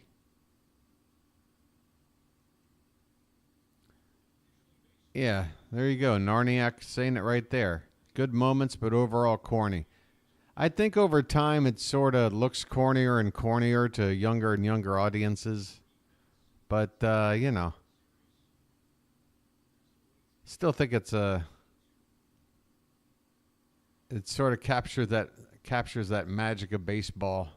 That makes baseball a little bit different than any other sport. All right, top of the 6th we go. First pitch is a strike from Rodriguez. And the next one's in there at the top of the zone.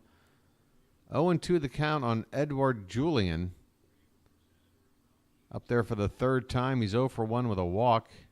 Check swing. He went around. Wow, Grayson makes Julian look like he has no clue what he's doing up there. A 3-pitch strikeout.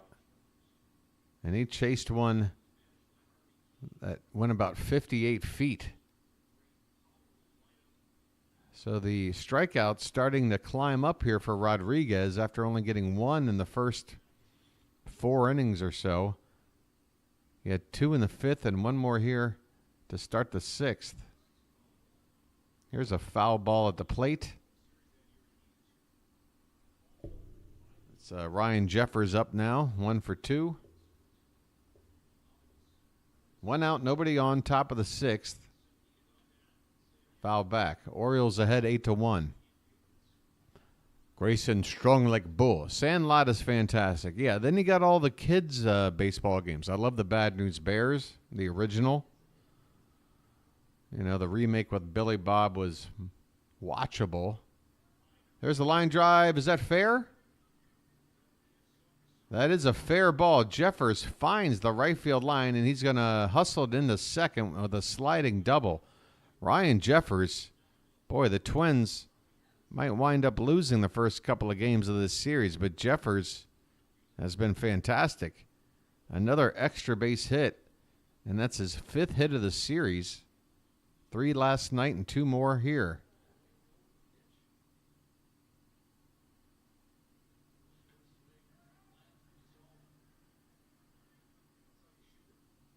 Here's a breaking ball in the dirt. McCann keeps it in front of him. Jeffers not going anywhere at second as Kirilloff takes ball 1 on that pitch in the dirt. He's 0 for 2 tonight. This one is low. McCann tried to frame it.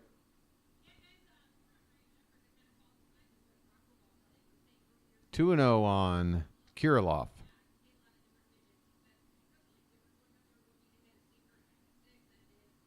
And the next pitch is swung on and line, base hit in the right center field. Cowser will cut it off, but Jeffers is going to be able to score.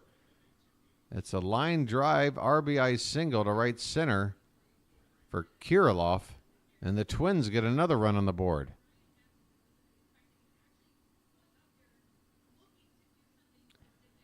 That'll make it 8-2 now.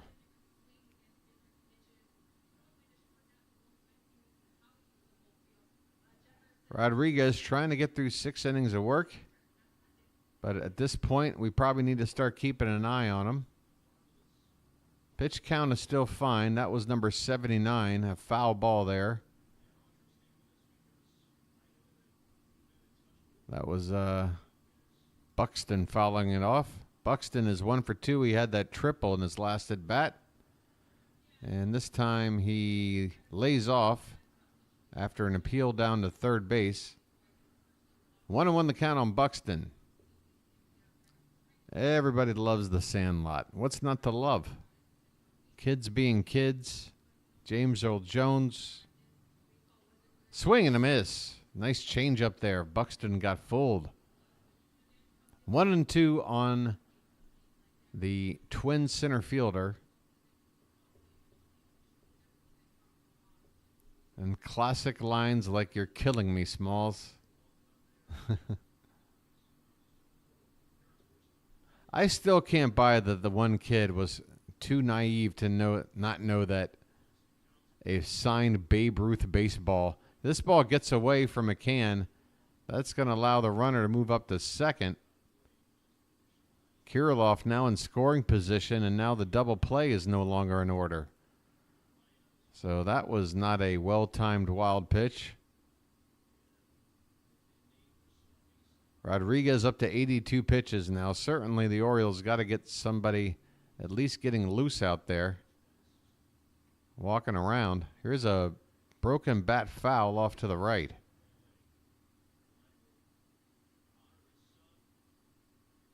Two balls and 2 strikes. One down, excuse me.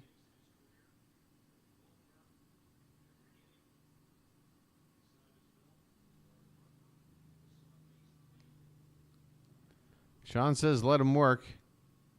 I think they want him to get through 6 innings. But one more hard hit ball and they might have to reconsider. Swing and a miss. There's the gas. Buxton strikes out. 2 down here in the 6th. Yeah, the goal is, and so far so good. Grayson was 1 out short of 6 innings last time out, unfortunately. But he comes in tonight with 18 pitches and 3 starts. 18 pitches, 18 innings. Swing and a miss here as Larnach at the plate. 0-1 on him. He's 0 for 2. He was called up from AAA today, making his first appearance with the big club this season. Here's a swing and a miss. Nice looking changeup. So Rodriguez just seems to sort of fall out of command for a few pitches here and there. And then next thing you know, he whips off a couple of really nasty pitches. That changeup was pretty filthy. And the umpire allows for time as the batter steps out of the box. Whoops. There that goes.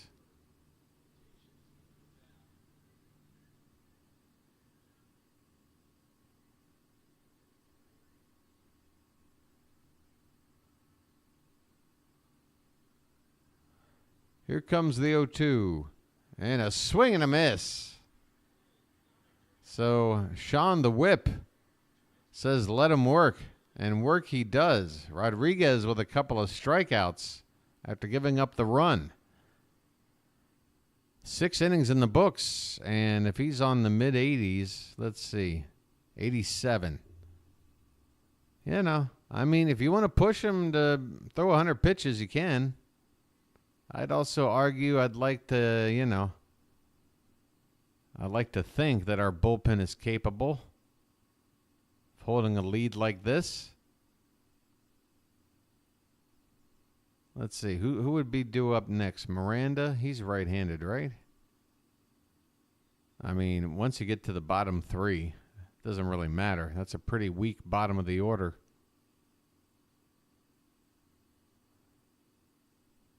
Special sub goal might happen tonight. There's no way. Low 408, folks. If we get to 420 tonight, your boy might have to have a special lucky. Your boy has a special lucky on standby. And your boy's very happy to tell you that for about a year and a half now, these special luckies are legal in Thailand. Yes, they're very legal. They're on the books. He's got a special lucky on standby. Where's my beverage, by the way? Oh, here we go.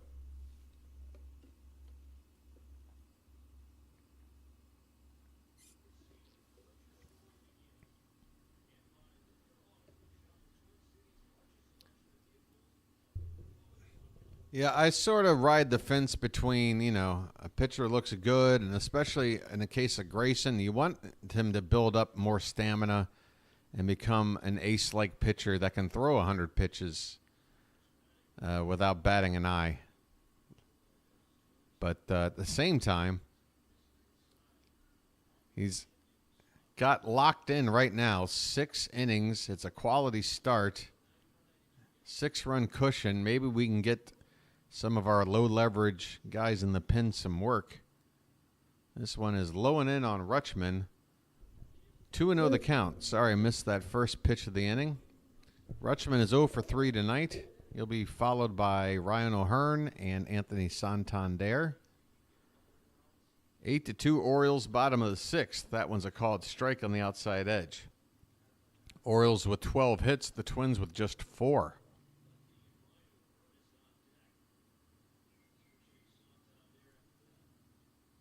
Here's the 2-1. Lifted in the air, center field, and it's going to bloop in for a base hit. So Adley gets his first hit of the night. It's a bloop, but he'll take it. And the leadoff man is on. I feel like adding some more runs up there. I feel like getting double digits tonight, right? How about this, folks? If the Orioles score double-digit runs, we have to hit the 420 mark. We have to. 409, folks, get the window cleaner. 409. Wipe down the windows. Clean the coffee table. Okay, Ryan O'Hearn at the plate. 1-0 the count. 1 for 3 with a single and a run scored. Did I mention who's pitching now? I don't think I did. That's a called strike, and it was below the zone, but he gets the call anyway. It's Paddack. Oh, Paddack is still out there? Really? Interesting. Chris Paddack still out there. And that one is grounded foul off to the right. Well, you know what? In that case, Grayson better come out to pitch the 7th. Now I demand Grayson pitch the 7th. You mean to tell me that we can't outpitch Chris Paddack? Chris, I gave up 7 runs in the first 3 innings, 8 runs in the first 4. How are they still getting him out there? There's a pitch in the dirt. 2 balls and 2 strikes to O'Hearn. I mean, yeah, you got a nice inning out of him in the last inning. I'll give you that. It was a very quick inning. I would have expected him to have been out of the game at that point. But but they left him in. They got a nice inning, but man, you're really asking for it to go through this lineup again. 2-2 on O'Hearn. In the dirt, 3-2, and the gets away, and that'll advance the runner. Rutschman will scamper down to second base. So the wheels might be coming off here for the Twins. The Orioles, I think we're in the mood, especially after that Milwaukee series. I feel like we're in the mood to just put up a giant score.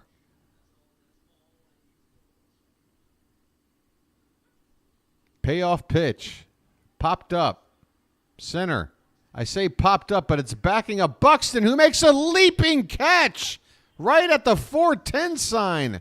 What an absolute fantastic catch by Byron Buxton, who leapt while falling backwards. Wow, I said lifted in the air. Again, O'Hearn, I got to just know that the way he's hitting, that ball's going to carry. That ball hit to the absolute deepest part of the yard, right at the 410 sign. Buxton leaping in the air, landing with his back up against the wall. What a catch by Buxton.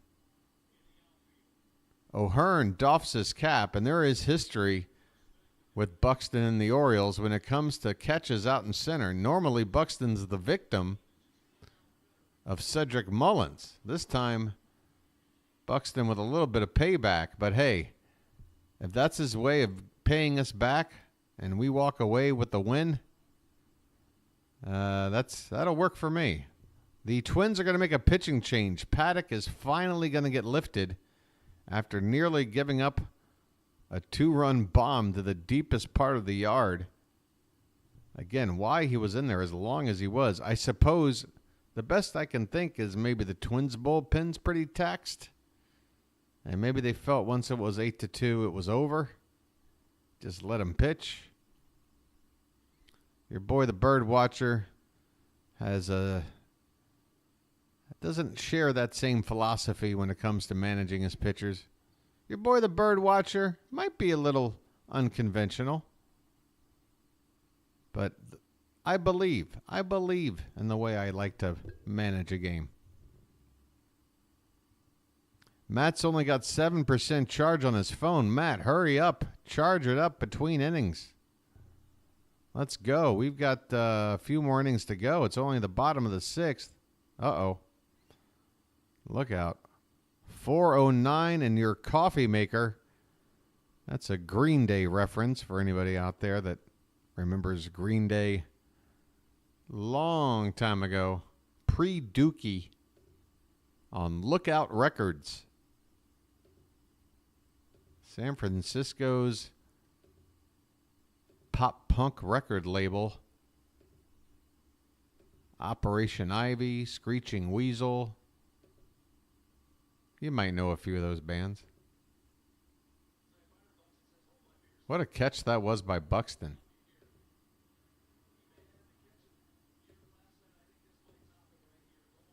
No, it doesn't top it. Minnesota announcer is proposing that the Buxton catch might have topped the catch by Mullins last night, to which I say, no, sir. It was a great catch. The Mullins catch was spectacular. Anthony Santander up to lead off the bottom of the, I'm sorry, he's not up to lead off. We have a pitching change. Caleb Tealbar, the lefty, on to face Santander. 1 out and a runner at third. And a line drive base hit into left field. Santander with 2 hits in his last 2 at-bats. This one drives in a run. Rutschman comes in to score, and the Orioles now lead 9-2. Santander, he was due for a good night. That average under the Mendoza line now sitting at 203. Hey there, Don. Don's from Baltimore. That's right. Your boy, the BirdWatcher. If he was any farther away from Baltimore, he'd have to leave planet Earth. But guess what? Orioles magic has spread across the globe, and the BirdWatcher is here to represent everybody, all Oriole fans, all over the world. Mullins pops this up in the shallow right. Margot will call off the second baseman to make the catch. As Mullins pops out quickly, 2 down, runner at first, 1 in. The Orioles, ever since going up 7-0 after 3, the Twins scored 1 in the 4th. The Orioles got it right back. The Twins then got one here in the 6th, and the Orioles got that one back. So we're back to being ahead by a touchdown. Here's Colton Cowser, and Narniak's on top of it. We've got Moose in the chat. Let's go. First pitch is fouled back by Cowser. Cowser's got a dirty uniform tonight. Again, I'll say it again. We got to be wearing our home all whites more often. I don't mind the City Connects on Fridays, but the black tops, let's do that once every so often. More white, you see more dirt. This one's fouled away. 0-2 on Cowser, who's 2 for 3 tonight. Last week's Player of the Week in the American League. Next pitch. Hit hard, but foul. Cowser out in front of it. That ball was laced.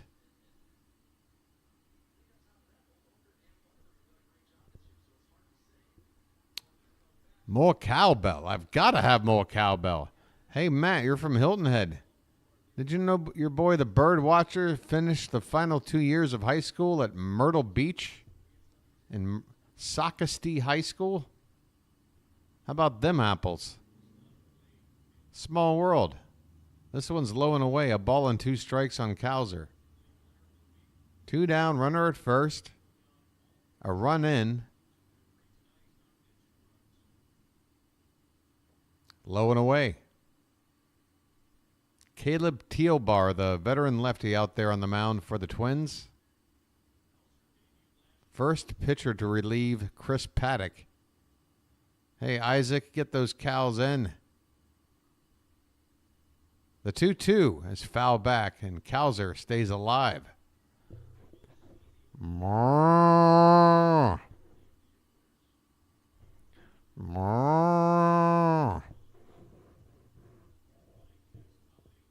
Santander at first. And the 2-2 pitch is on the outside, a little bit off the edge. And the count will run full. I gotta have more cowbell.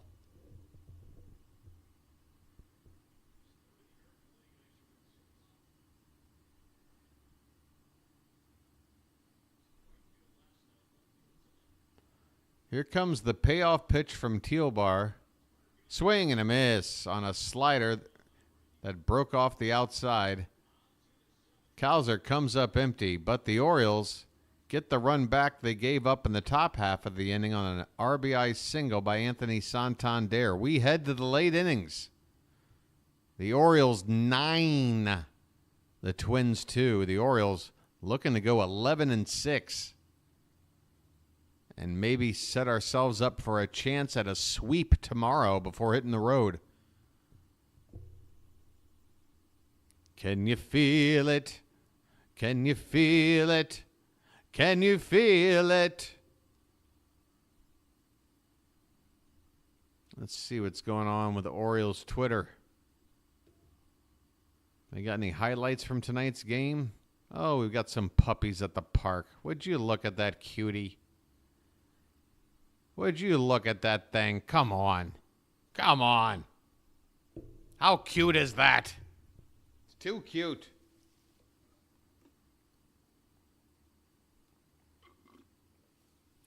Folks, again, if we get the subscribers up to 420 tonight, and again, we're just sitting on 409. We need 11.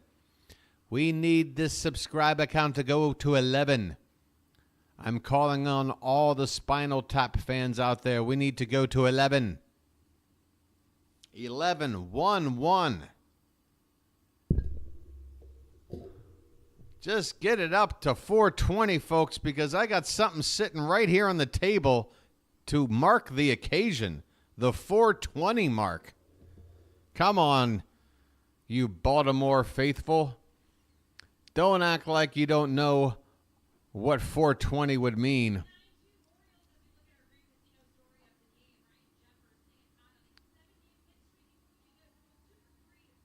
All right. Hoping to get it. There it is, 4:10. 10 to go before the end of the game. Folks, we still got 3 innings left. I think we're on pace.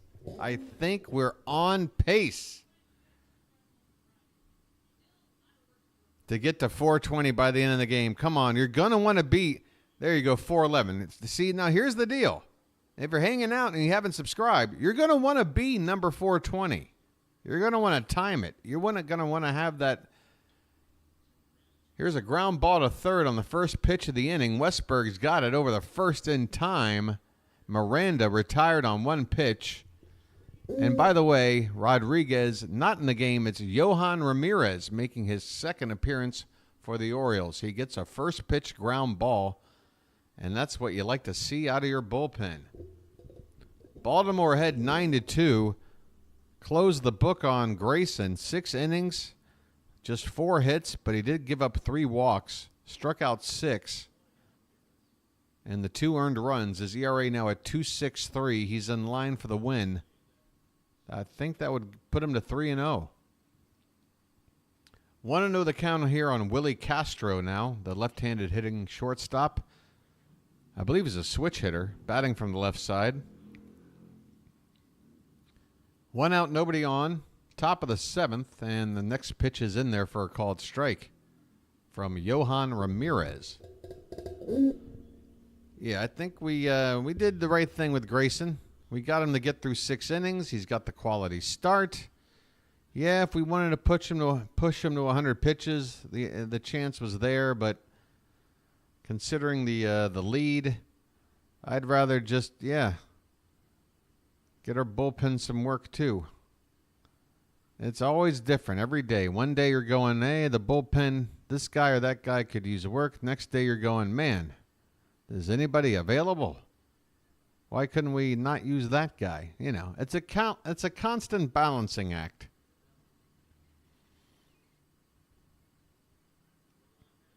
Was that for me or someone else in terms of graduating? We've got all kinds of local talk. I love local talk. Everybody from Maryland loves to talk about local. This one's tapped on the ground. And what a play by Ramirez. He fields it himself and sprints all the way to the bag. No need for O'Hearn to help out. Yohan Ramirez, I tell you what, this pitcher's got some legs. He scooped it up and sprinted to first base all in one motion to get that out. Hey, speaking of Bell Atlantic, remember the old Yellow Pages commercials with James Earl Jones? There's a pitch inside for ball 1 to Margot. Margot is 0 for 1. Surely he's done something else. Yes, he's walked. Back in the 5th. Average right on the Mendoza line, 200. There's a called strike on a sweeper. That sweeper from Ramirez really darts late. And it's only 83 miles an hour, but it sort of just slowly goes in and then quickly darts right to left.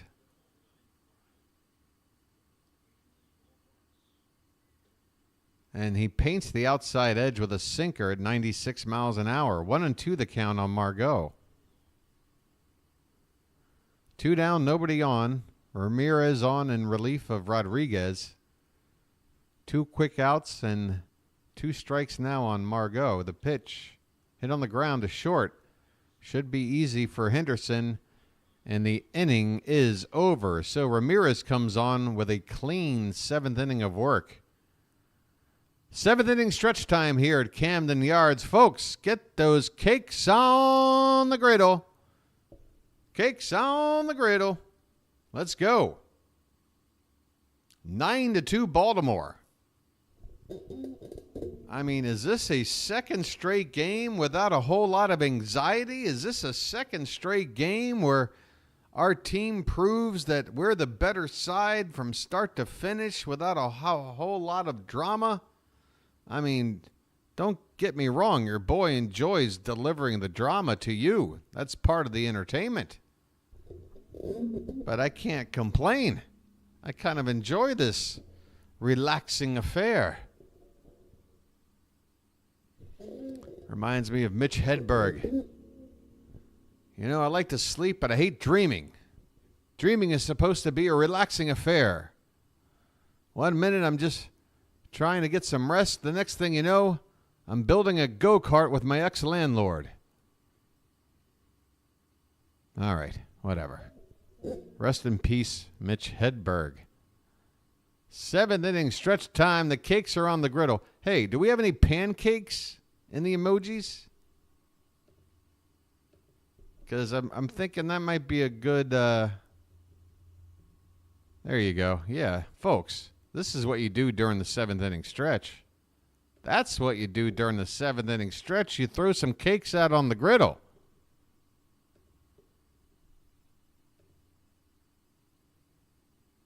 That's what I'm talking about.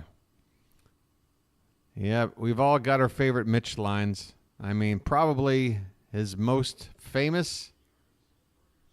I used to do drugs. I still do, but I used to too. Mitch Hedberg. Rest in peace. You know what? I've never checked the out-of-town scores. I'll try to get through some. The Phillies are up 3-0 on the Rockies, bottom of the 8th. Miami winning again, 5-2 over the Giants in the 7th. Angels up 3-1 over the Rays, also in the 7th. Blue Jays up 3-1 over the Yankees. Hey, we might get closer to the top spot after tonight. Guardians up 3-1 over the Red Sox. Pirates up 1-0 over the Mets in the 5th. In the bottom of the 3rd, it's the Padres 4, Brewers 1. No score, Atlanta and Houston. And final score, Tigers over the Rangers 4-2. Coming up later, Diamondbacks, Cubs, Mariners, Reds, Athletics, Cardinals, Dodgers, Nationals, and postponed today, White Sox, Royals. Okay. Jay Jackson is out to pitch now for the Twins with Jordan Westburg at the plate. The first pitch was a strike, and the next one is low and away for ball 1. We're all caught up. We are all caught up. Your boy, the BirdWatcher, giving you all the information you need. There's the cakes on the griddle in chat. We got to have that up in the 7th inning stretch. I don't care if we're winning or losing. Cakes on the griddle, especially at home. 2-1 the count on Westburg. 1 for 3 tonight. Jackson on the mound, and his next pitch is a called strike, a slider that broke off the plate. I mean, come on, ump. I know it started in the corner of the zone, but didn't you see the break? It wasn't a fastball. 2-2 on Westburg. And this one's lined. Base hit left field. Will Westburg try to go for 2? He will. Here comes a throw, and it's not in time. That ball didn't get all the way through the gap, but it was hit deep enough into left center field for Westburg to turn on the Jets. Jordan Westburg, again, I know it's early in the week, but you got to go ahead and put him on the ballot. Cowser Player of the Week last week. Westburg making a case to be Player of the Week this week. 3 hits last night. 2 more tonight, including a home run. 14 hits for the Orioles. Here's Holiday. First pitch is inside. 8 more subs to 420. And folks, I will go full Jeff Spicoli if we can get to 420 tonight. Hey man, we're just eating some pizza, watching some baseball. Holiday fouls this one back. A changeup. Holiday 0 for 2. He does have a walk. His first major league walk in this one. Came around the score. Hey, bud, what's your problem? Dude, you're ripping my card. And the 1-1's in the dirt. 2-1 on Holiday. Westberg at second. Nobody out.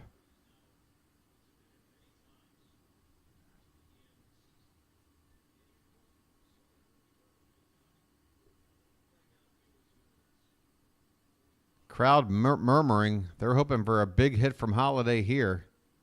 The timing seems right. Everybody else is hitting. There's a called strike. Again, can Holiday ever get a strike that's somewhere near the middle of the zone? Everything is on the line. That one was low and in. A tough strike. And the count 2-2. It's like there's a prop bet going around the pitchers all around baseball. Like, who can keep Holiday from hitting? There's one high, ball 3. Jackson trying to induce Jay Jackson. I guess I need to make I can't just call the pitcher Jackson because Holiday's at the plate. But Jay Jackson trying to get Holiday to chase that high fastball.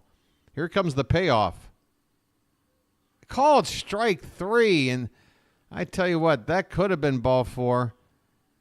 I mean, it just one stitch on that ball might have clipped the edge of the zone. Tough break there for Holiday. But, yeah, another strikeout for Jackson. One away. Here's McCann. Already a pair of hits, including a double tonight. First pitch to him is a called strike. Slider that catches the outside corner. Let it snow, let it snow, let it snow.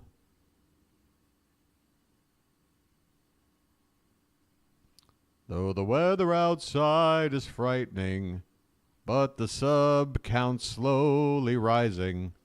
Hey, this one's hit in the left field. That one is going to be easily playable as McCann flies out to left for out number 2 here in the 7th.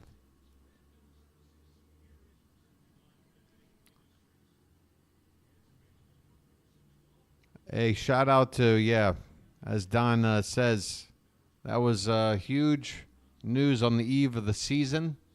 Kind of made it difficult for your boy out here. You know, living out on the other side of the planet. I love living out here. The living is good. I wouldn't trade it. Gunnar Henderson at the plate. First pitch is outside. 2 outs, runner at second. Henderson already 3 hits tonight. Having a big one. A couple of singles and a 2-run homer. 3 RBI. But, yeah, sometimes things happen back in the States. And when it's something like that, it really makes you miss home. The 1-0 pitch. Up and away. 2-0. Gunnar hungry. This is the kind of night he's needed. Average up to 279.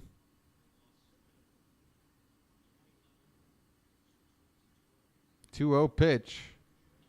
This one's right down the middle, but Gunnar can only foul it back. Wow, that pitch was ripe for the plucking. But Henderson couldn't square it up.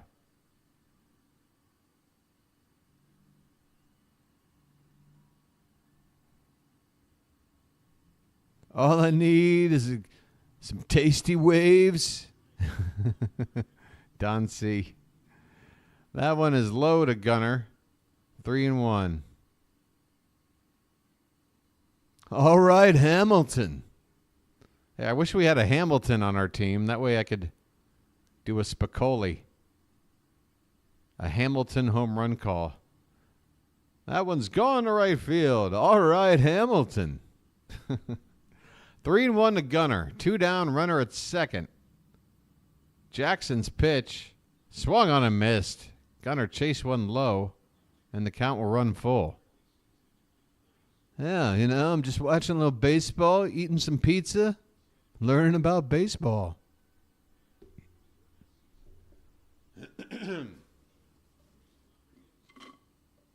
And your boy's officially out of caffeine. Full count.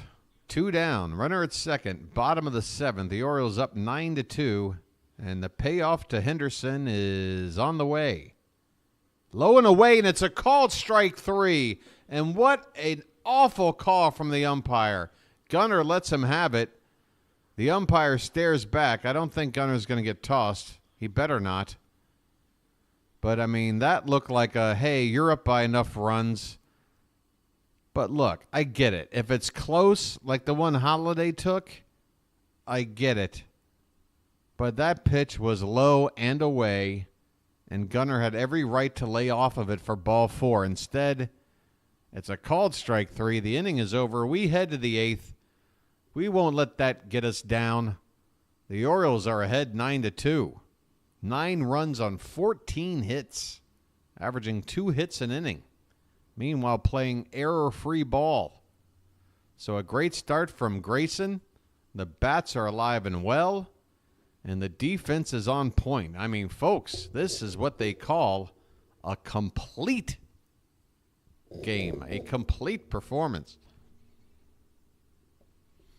Narniak, I got to agree.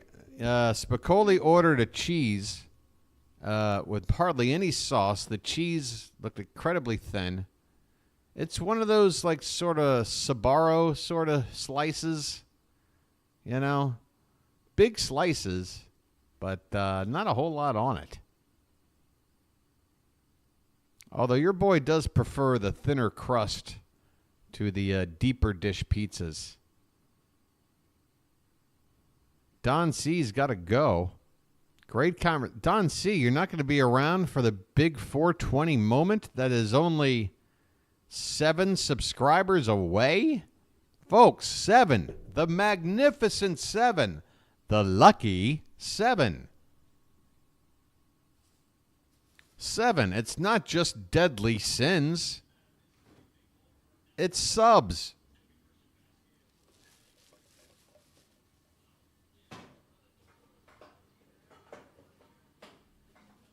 Wow. Okay, I got nothing left to drink. All right, top of the 8th we go. Ramirez is out there for a second inning of work. Why not? He only had 10 pitches in the 7th. Christian Vasquez is at the plate. Folks, come on, 7 more to 420. We got to get there now. It's too close. Next pitch is a called strike at the bottom of the zone, 1-1.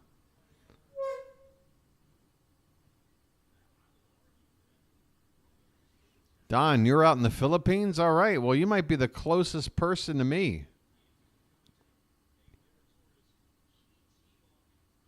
So the Philippines representing. Brazil has been representing. France has been representing. Canada have been representing. Your boys here in Thailand. I'm telling you right now, folks, if you don't think there's a need for Oriole fans around the world to gather and follow this team in this season where I feel like something special is going to happen, something 41 years in the making. Here's a 3-1 pitch in there for a called strike.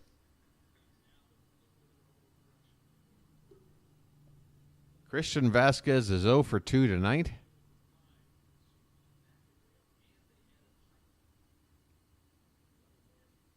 The payoff pitch is lined in the right field, a base hit. Hit hard by Vasquez. Going to the opposite field. A nice approach there. A leadoff single for him. Professional hit.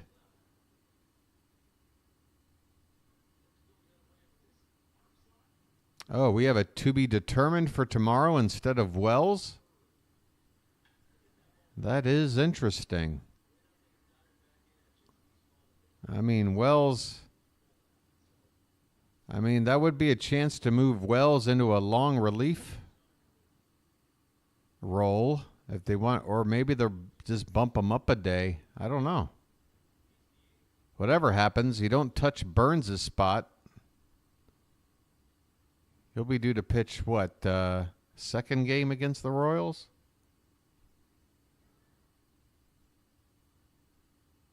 Oh, tomorrow's at 1:05. Oh, that's fantastic. Sean the Whip. That's the best news I've heard. For some reason, I know we have a 4:05 start. I think it's a Saturday game at home against Oakland when we come back from that road trip. There's a called strike on the inside corner. 2-1 the count on Edward Julian, who's 0 for 2. So, yeah, great. That means for me, it's a midnight start later tonight. Your boy is up now, and I guess maybe we'll have a nap somewhere along the way, but pretty much, hey, if I'm wearing the same clothes for the final game of this series tomorrow, Wells has been put on the IL. Well, there you go. Tyler Wells. You know what I heard? I heard that the Brewers were picking up that Wells was tipping his pitches. I think I heard something about that on the Ryan Ripken podcast. Here's a swing and a miss by Julian, and the count will run full. 3-2, runner at first, nobody out in the top of the 8th. So, yeah, I didn't get a whole lot of insight, and I'm not sure if the Ryan Ripken crew had a whole lot of insight or if they were just speculating. But apparently, not knowing what the original source is, that perhaps Tyler Wells was tipping his pitches.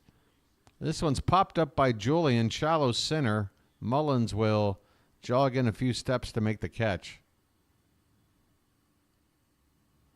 Okay, so apparently, hey, Sean, where it says that he's on the IL, is it list an injury of some sort? Wells put on IL with this. And what is this if it's listed? Because I'm under the impression, oh, I gotcha, elbow inflammation. Of course. Here's a sweeper that catches the bottom of the zone by Ramirez on Ryan Jeffers. Jeffers, again, having a huge series, 2 for 3 tonight, average up to 298. He's up there with 1 on and 1 out here in the 8th, down 7 runs. This one gets away. Runner at first will jog up to second base. Vasquez now in scoring position. And also the double play no longer in order. Yeah, inflammation. Again, I want to know how much of that tipping of pitches is true or not. Swing and a miss. Went after that sweeper. No chance. 1 ball and 2 strikes on Ryan Jeffers.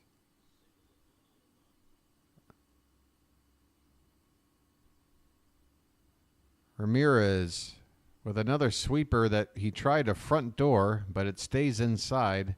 And the count even at 2-2. That's 26 pitches now for Ramirez. I'm not sure Hyde is expecting to go 2 full innings. We might have somebody come in here to finish the 8th and perhaps stay on for the 9th. This one's grounded foul off to the left.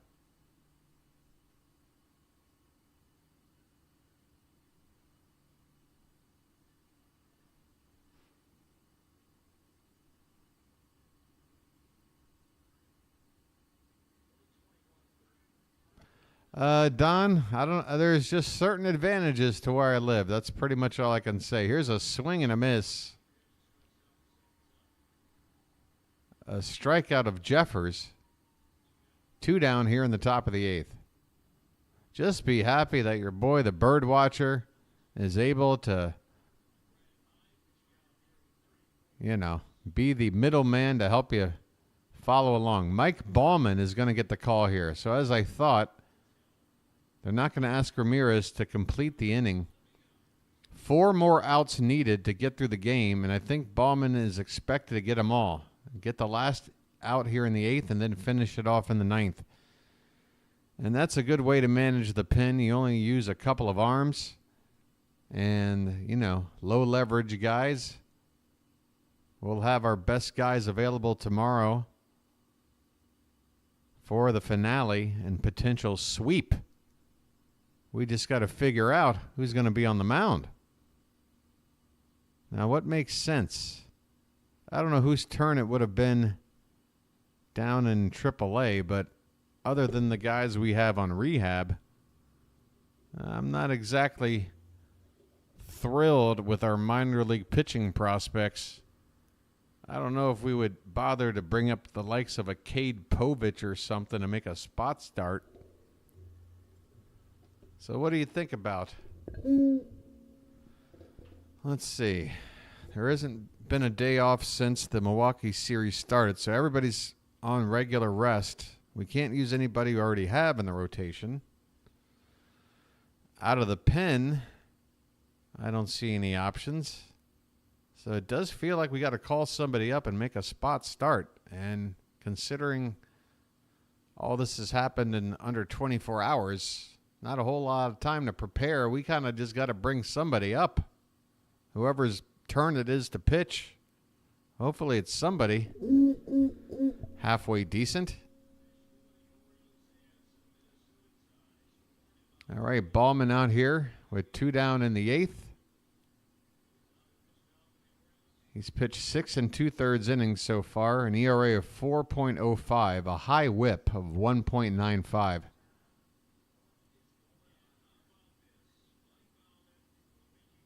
Spot start for who? Who's getting the spot start? Has somebody already figured it out? 3 innings, 1 hit, no runs. Oh, is this the Bradish line again? Yeah, Bradish had a great rehab start. So if they're saying Bradish has just quote-unquote begun his spring training, I'm assuming we're targeting about 6 weeks for a return. So I'm penciling him down for June 1st. A June 1st return for Kyle Bradish. And I'm hoping John means we're looking at something more like, I don't know, first week of May. This one's fouled off to the left as Kirilloff is at the plate with Ballman now in the pitch. Kirilloff, his last time up, had an RBI single. That was the second run the Twins scored today. He has a runner in scoring position here with 2 down, and this one's hit foul off to the right. Sean might be able to answer that for you, Chris. I think it's been at least a couple of days since his last rehab start. I got nothing to drink. Do I have water?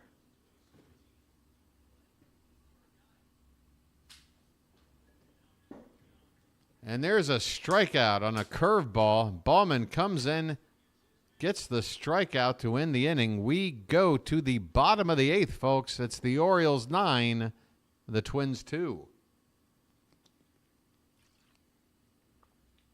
9 runs on 14 hits. The Twins 2 runs on just 5 hits. It has been a complete affair. We just got to get 3 more outs. Just got to get 3 more outs. And speaking of, well, not 3. How about 7? Folks, if you're watching right now, and I'm going to check. I mean, if there's 73 people, folks, we're about to get 1,000 people to check in.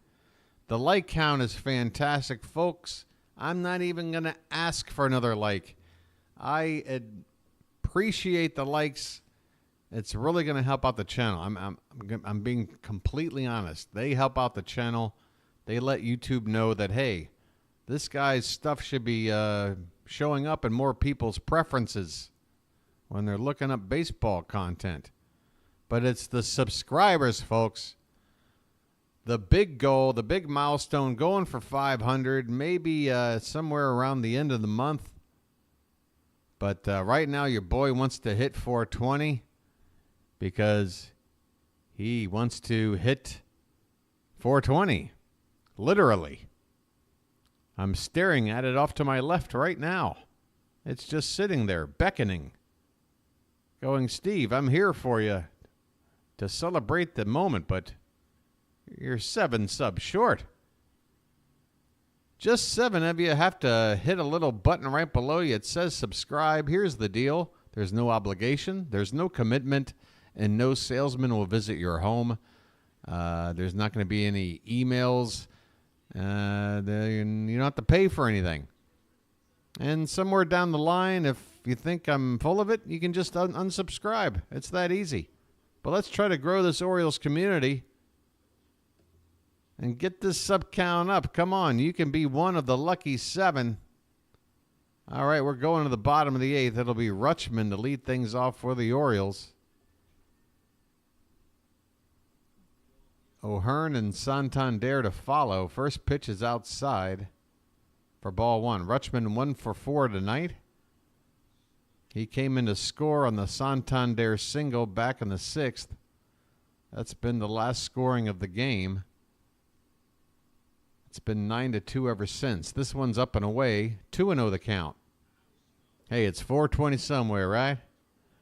It's 4:20 somewhere. Can we make it on the BirdWatcher channel? 2-0 on Rutschman.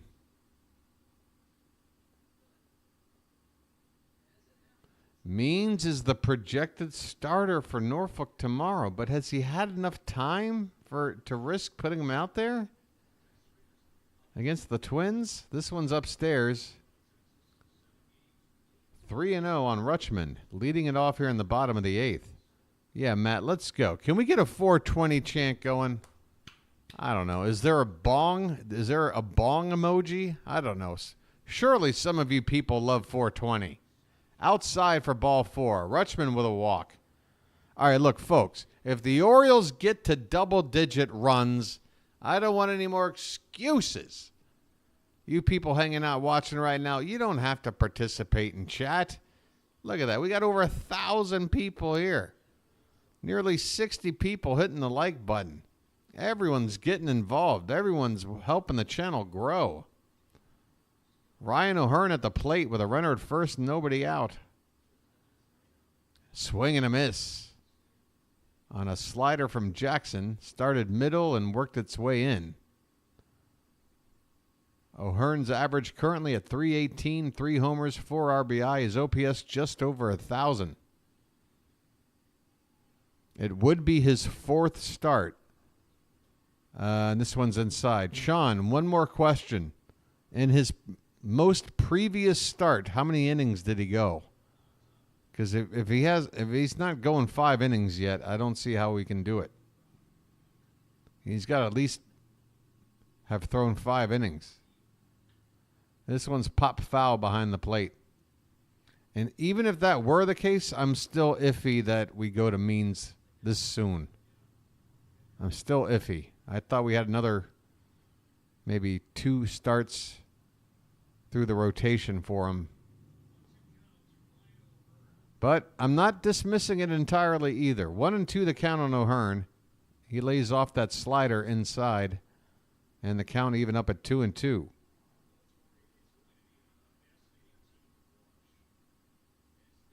Chris has got are those pineapples? Is that like Pineapple Express for the 420? Let's see if we can get to 10 runs. Swung on. O'Hearn. Deep right center field. Looking up. This ball's gone. Bye, birdie. Ryan O'Hearn continues to mash. His 4th home run of the season. 3 of them coming in the past 2 or 3 days. That ball just got over the right center field wall, between the wall and the bleachers, and the Orioles have put an 11 spot on the board. O'Hearn barely moved his hips on that swing. It was like he was just standing there swinging it like it was a wiffle ball. Just pure power. Just over the glove of a leaping Buxton. The Orioles. Henderson homer, Westberg homer, and now an O'Hearn homer. I believe we had 3 homers last night. I believe we had a couple of homers the night before. Folks, did I not ask that, hey, all I say is if we get to double-digit runs, let's get to 420. We're 6 away, folks. What more can I promise you? I'm promising you the world, and I'm delivering. What do you want me to do? Tell you Jackson Holliday's going to hit a home run in his next at-bat? Is that what it takes? Do you want me to ask the impossible? Because your boy's ready to do it. I'm not playing games here. Does it look like I'm playing games? Base is empty now. Still nobody out. Anthony Santander due up the hit.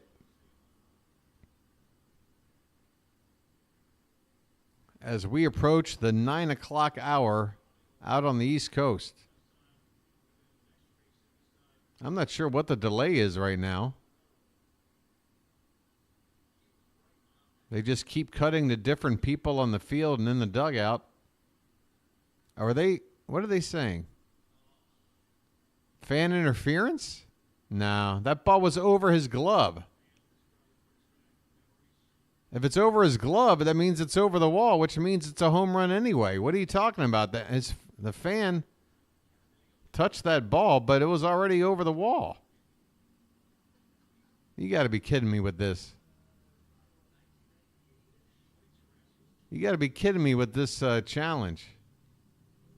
Whether it's a challenge or if the umpires in this situation have a right to just go to New York for the call without a challenge, I'm not sure. But, folks, in your boy the BirdWatcher's humble opinion, that's a home run. And I can't believe how long this delay is. What are they determining? Did the fan reach over and touch the ball? Yes. But did it impede the ball from leaving the yard? No. Call stands. Home run. Thank you for that 6-minute pause in the game to explain to us what your boy the BirdWatcher could already see with his own eyes. Reminds me of that Westburg foul ball that I called foul back at Fenway last week. That caused a long delay. Had me having second thoughts, but again, first time out, I got the call. Yeah, fan interference, but again, that ball was already out of the yard. Swing and a miss by Santander. Pitch top of the zone. It's not like Yankee Stadium where they have seats, and actually, I don't think they even have that anymore. But, of course, of the infamous fan reaching over the right field wall, there's the bleachers in right center at Camden Yards. They're not flush up against the wall. There is a space. There's a gap between the wall and the railing of that bleacher area. So any ball that's hit over the glove of a fielder, touching the hands of somebody, I mean, there's just no way. You can't have fan interference out there unless he's got like a net and he's reaching 6 feet over. This is a ground ball hit hard to second. Nice pick there. Santander will ground out. One away here in the bottom of the 8th. 3 innings, 61 pitches on the 11th. Yeah, see, that's not going to do it, Sean. That's 3 innings. That's more than 20 pitches per inning. Only just, but still, 20 pitches per inning in a minor league situation. Last thing you want to do is bring them up and have to yank them after like 3 innings. It's got to be Means tomorrow. Bullpen not well rested, and the move for Wells was a catcher, so we only have 12 pitchers currently. We brought up a catcher, huh? Here's a swing and a miss. Mullins is up at the plate right now. He's 0-2. Cedric is 1 for 4. And speaking of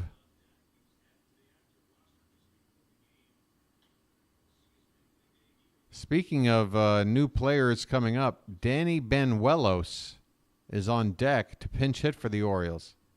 Is this the third catcher? He's certainly built like a catcher.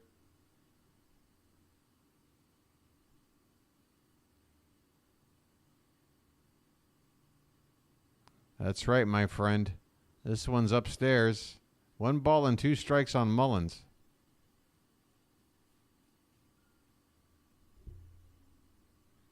Yeah, Sean, I get you in terms of the timing, but I just don't see how, after a long time away, to bring Means into a spot like that where, again, I feel like if you already know you can't get 5 innings, there's got to be something else. I mean, pull somebody from Double-A. Check Double-A. Where's Armbruster pitch? Is he in Triple-A or Double-A? Okay, here we go. Benuelos is up to pinch hit. And the first pitch is upstairs. This is his major league debut. So I know we all have Sammy Basayo in our sights as a catcher to be, but for now it's Benuelos getting his major league debut here, and he pops it up. Shallow right field. Margot, the outfielder, will sprint in, call off the infielders to make the catch, and the inning is over. Benuelos pops out to right in his first major league at bat. We're going to the 9th, folks. The Orioles in command. 3 outs left to get. 9-run cushion. Trying to move to 11-6. Go for the sweep tomorrow. Armbruster pitched yesterday. Well, that ain't going to work. How about Povich? McDermott today. Any chance on a Povich?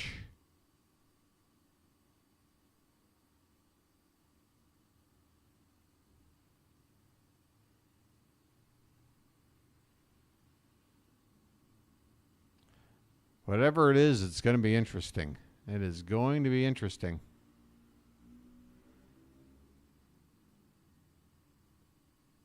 Just make a trade. Make a trade in the middle of the night. Trade for somebody who's due to start tomorrow. That's one way to handle a problem.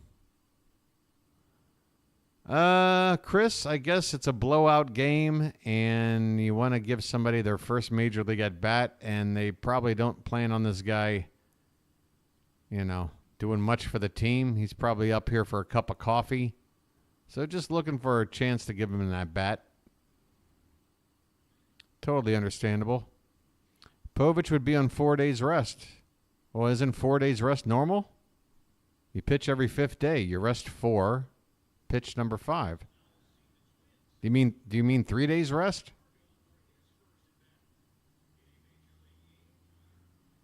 Mike Bauman's out here for the 9th. Yair Camargo is on for his big league debut. So another major league debut. Camargo for the Twins will pinch hit to lead off the 9th inning. Don't know much about him, of course, but I can tell you he's a stocky guy. Kind of has the physique of your boy, the BirdWatcher, to be honest. First pitch to him is low for ball 1. Yeah, Narniak with a pretty good point. I mean, he had a chance to maybe give Hayes an at bat. Instead, they give it to the kid, Benuelos.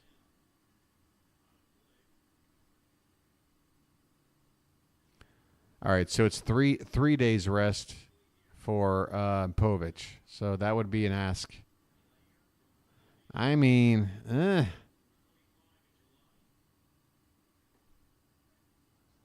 it's not ideal either. But if you told me I had 2 options, pitch Povich on 1 less day's rest or go with Means, who is still clearly not up to speed yet, I'd go Povich. I would.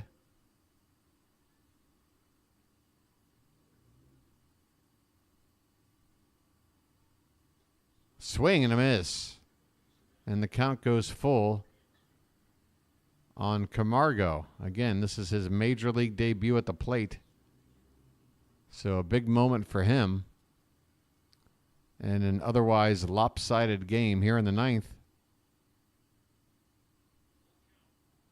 And the payoff pitch from Bauman Swung on and fouled back. 96-mile-an-hour fastball.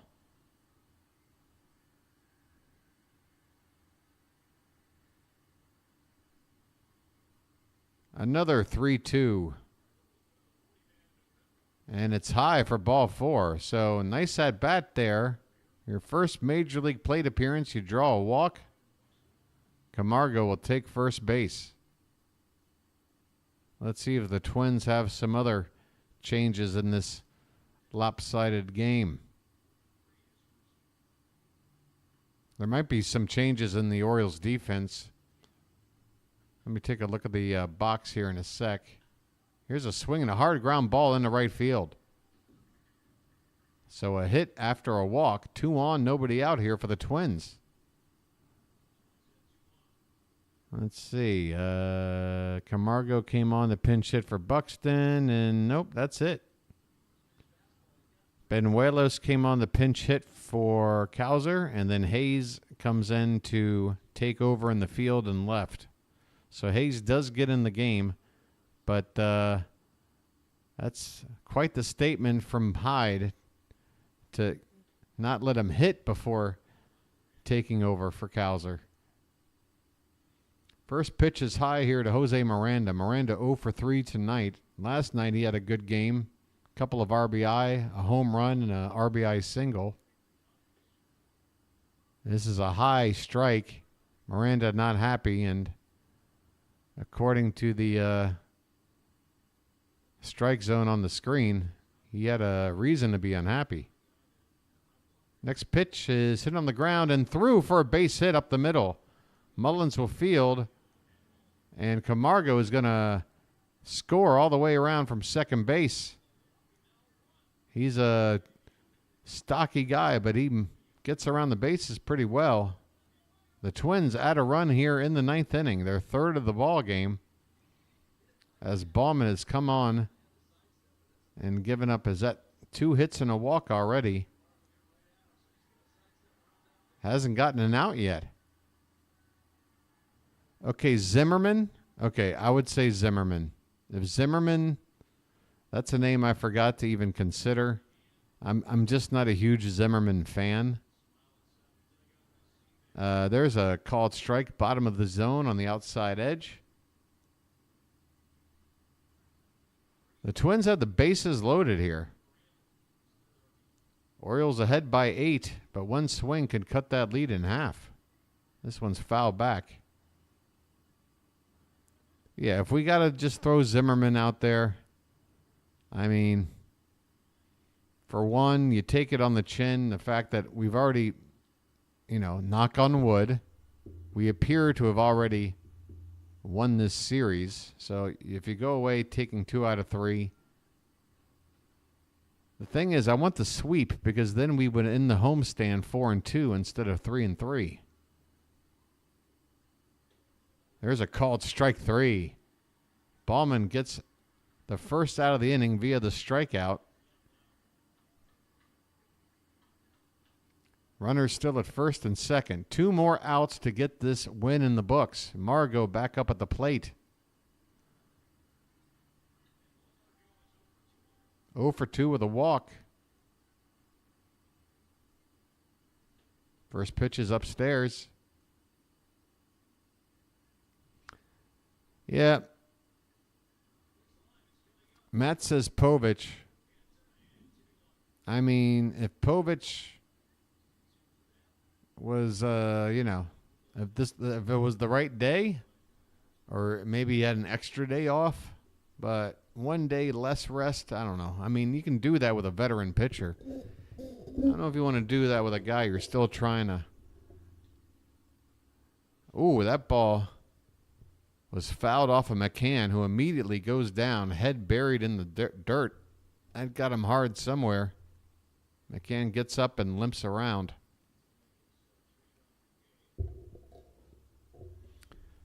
Povich is scheduled to start for Norfolk tomorrow. I thought Sean had said Means was scheduled to pitch tomorrow for Norfolk. We need confirmation one way or the other. If Povich is scheduled to start, then there's your answer.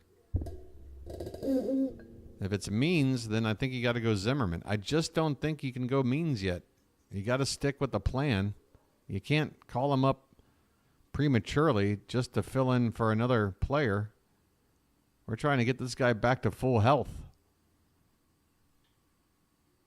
This one's pop foul. Right side. Will it stay in play? O'Hearn reaches over, but to no avail. It's back a few rows. 2 balls and 2 strikes on Margot. 2 on, 1 out here in the 9th. The Orioles ahead 11-3. Okay, so now we're saying back to Povich is not scheduled to pitch. Swing. There's a called strike 3.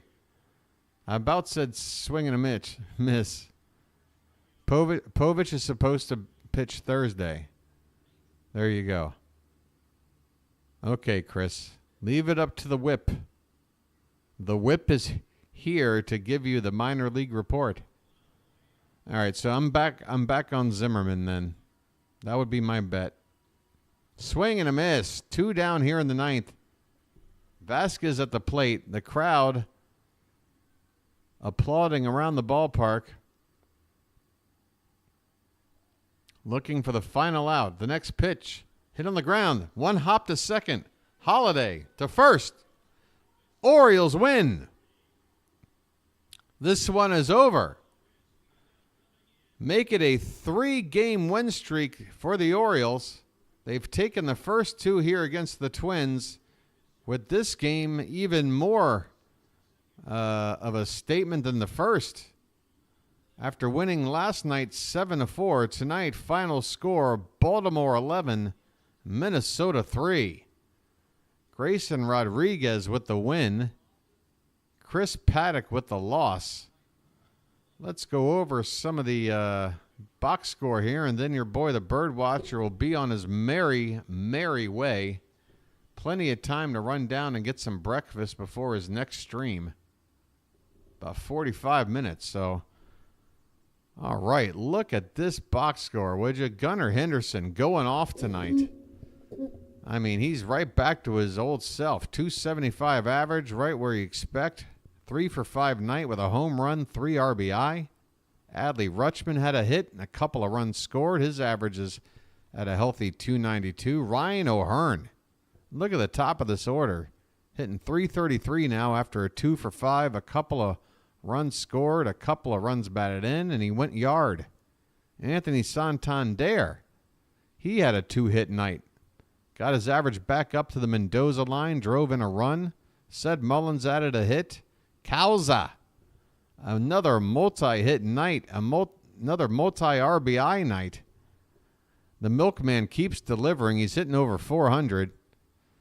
Jordan Westberg, another multi-hit night. I mean, my goodness, look at these hits. 2 for 4, his average is at 316, and he went deep again. Jackson Holiday will just move on. Hey, he scored a run, though. He scored a run. That's something. And finally, McCann, let's just add one more multi-hit game to this lineup. What is that? 1, 2, 3, 4, 5, 6 of the 9 hitters in the lineup with multi-hit games. Grayson Rodriguez, again, the quality start. Johan Ramirez came in and got 5 outs without giving up a run. Just 1 hit, no walks. So far, so good for him in an Orioles uniform. And Mike Baumann, yes, he came in and gave up a run, but we use him in low-leverage situations. He's got a 4.5 ERA. That's kind of what you expect from the back of your bullpen. We'll take it. Once again, folks, your final score, Orioles 11, Twins 3, and that is game number 17, right? The Orioles improved to, wait, is it 16? Where are we at now? What is the live standings here? 10-6. Aren't we 11-6 now? Wasn't that game number 17? It has to be. We've been playing 3-game series. That means game 18 tomorrow. We're 11-6 now, or am I wrong? Folks, I need confirmation that we're 11-6. Anyway, come on back tomorrow, folks. First pitch is at 1:05 p.m. Your boy, the BirdWatcher, will be on the air at 12:55 p.m., 10 minutes before first pitch, to go over all the stuff. Folks, so close. So close. Can we make one more final push toward the sun? Is there any way for any non-subscribers still hanging out in chat before your boy wraps it up? 61 people. Just 4 more subs for the 420 celebration. All right. I suppose it won't happen. That's all right. Your boy can take it. Your boy can take it. We'll get the 420 tomorrow and beyond. All right. That'll do it for me, guys. I hope you have a good night. And come on back. We got an afternoon game tomorrow. More baseball coming up in about, 19 hours or something. 16 hours. I don't know. It won't be long. Have a good one, folks. This has been the BirdWatcher, and I'll chirp at you later. Take care, everybody.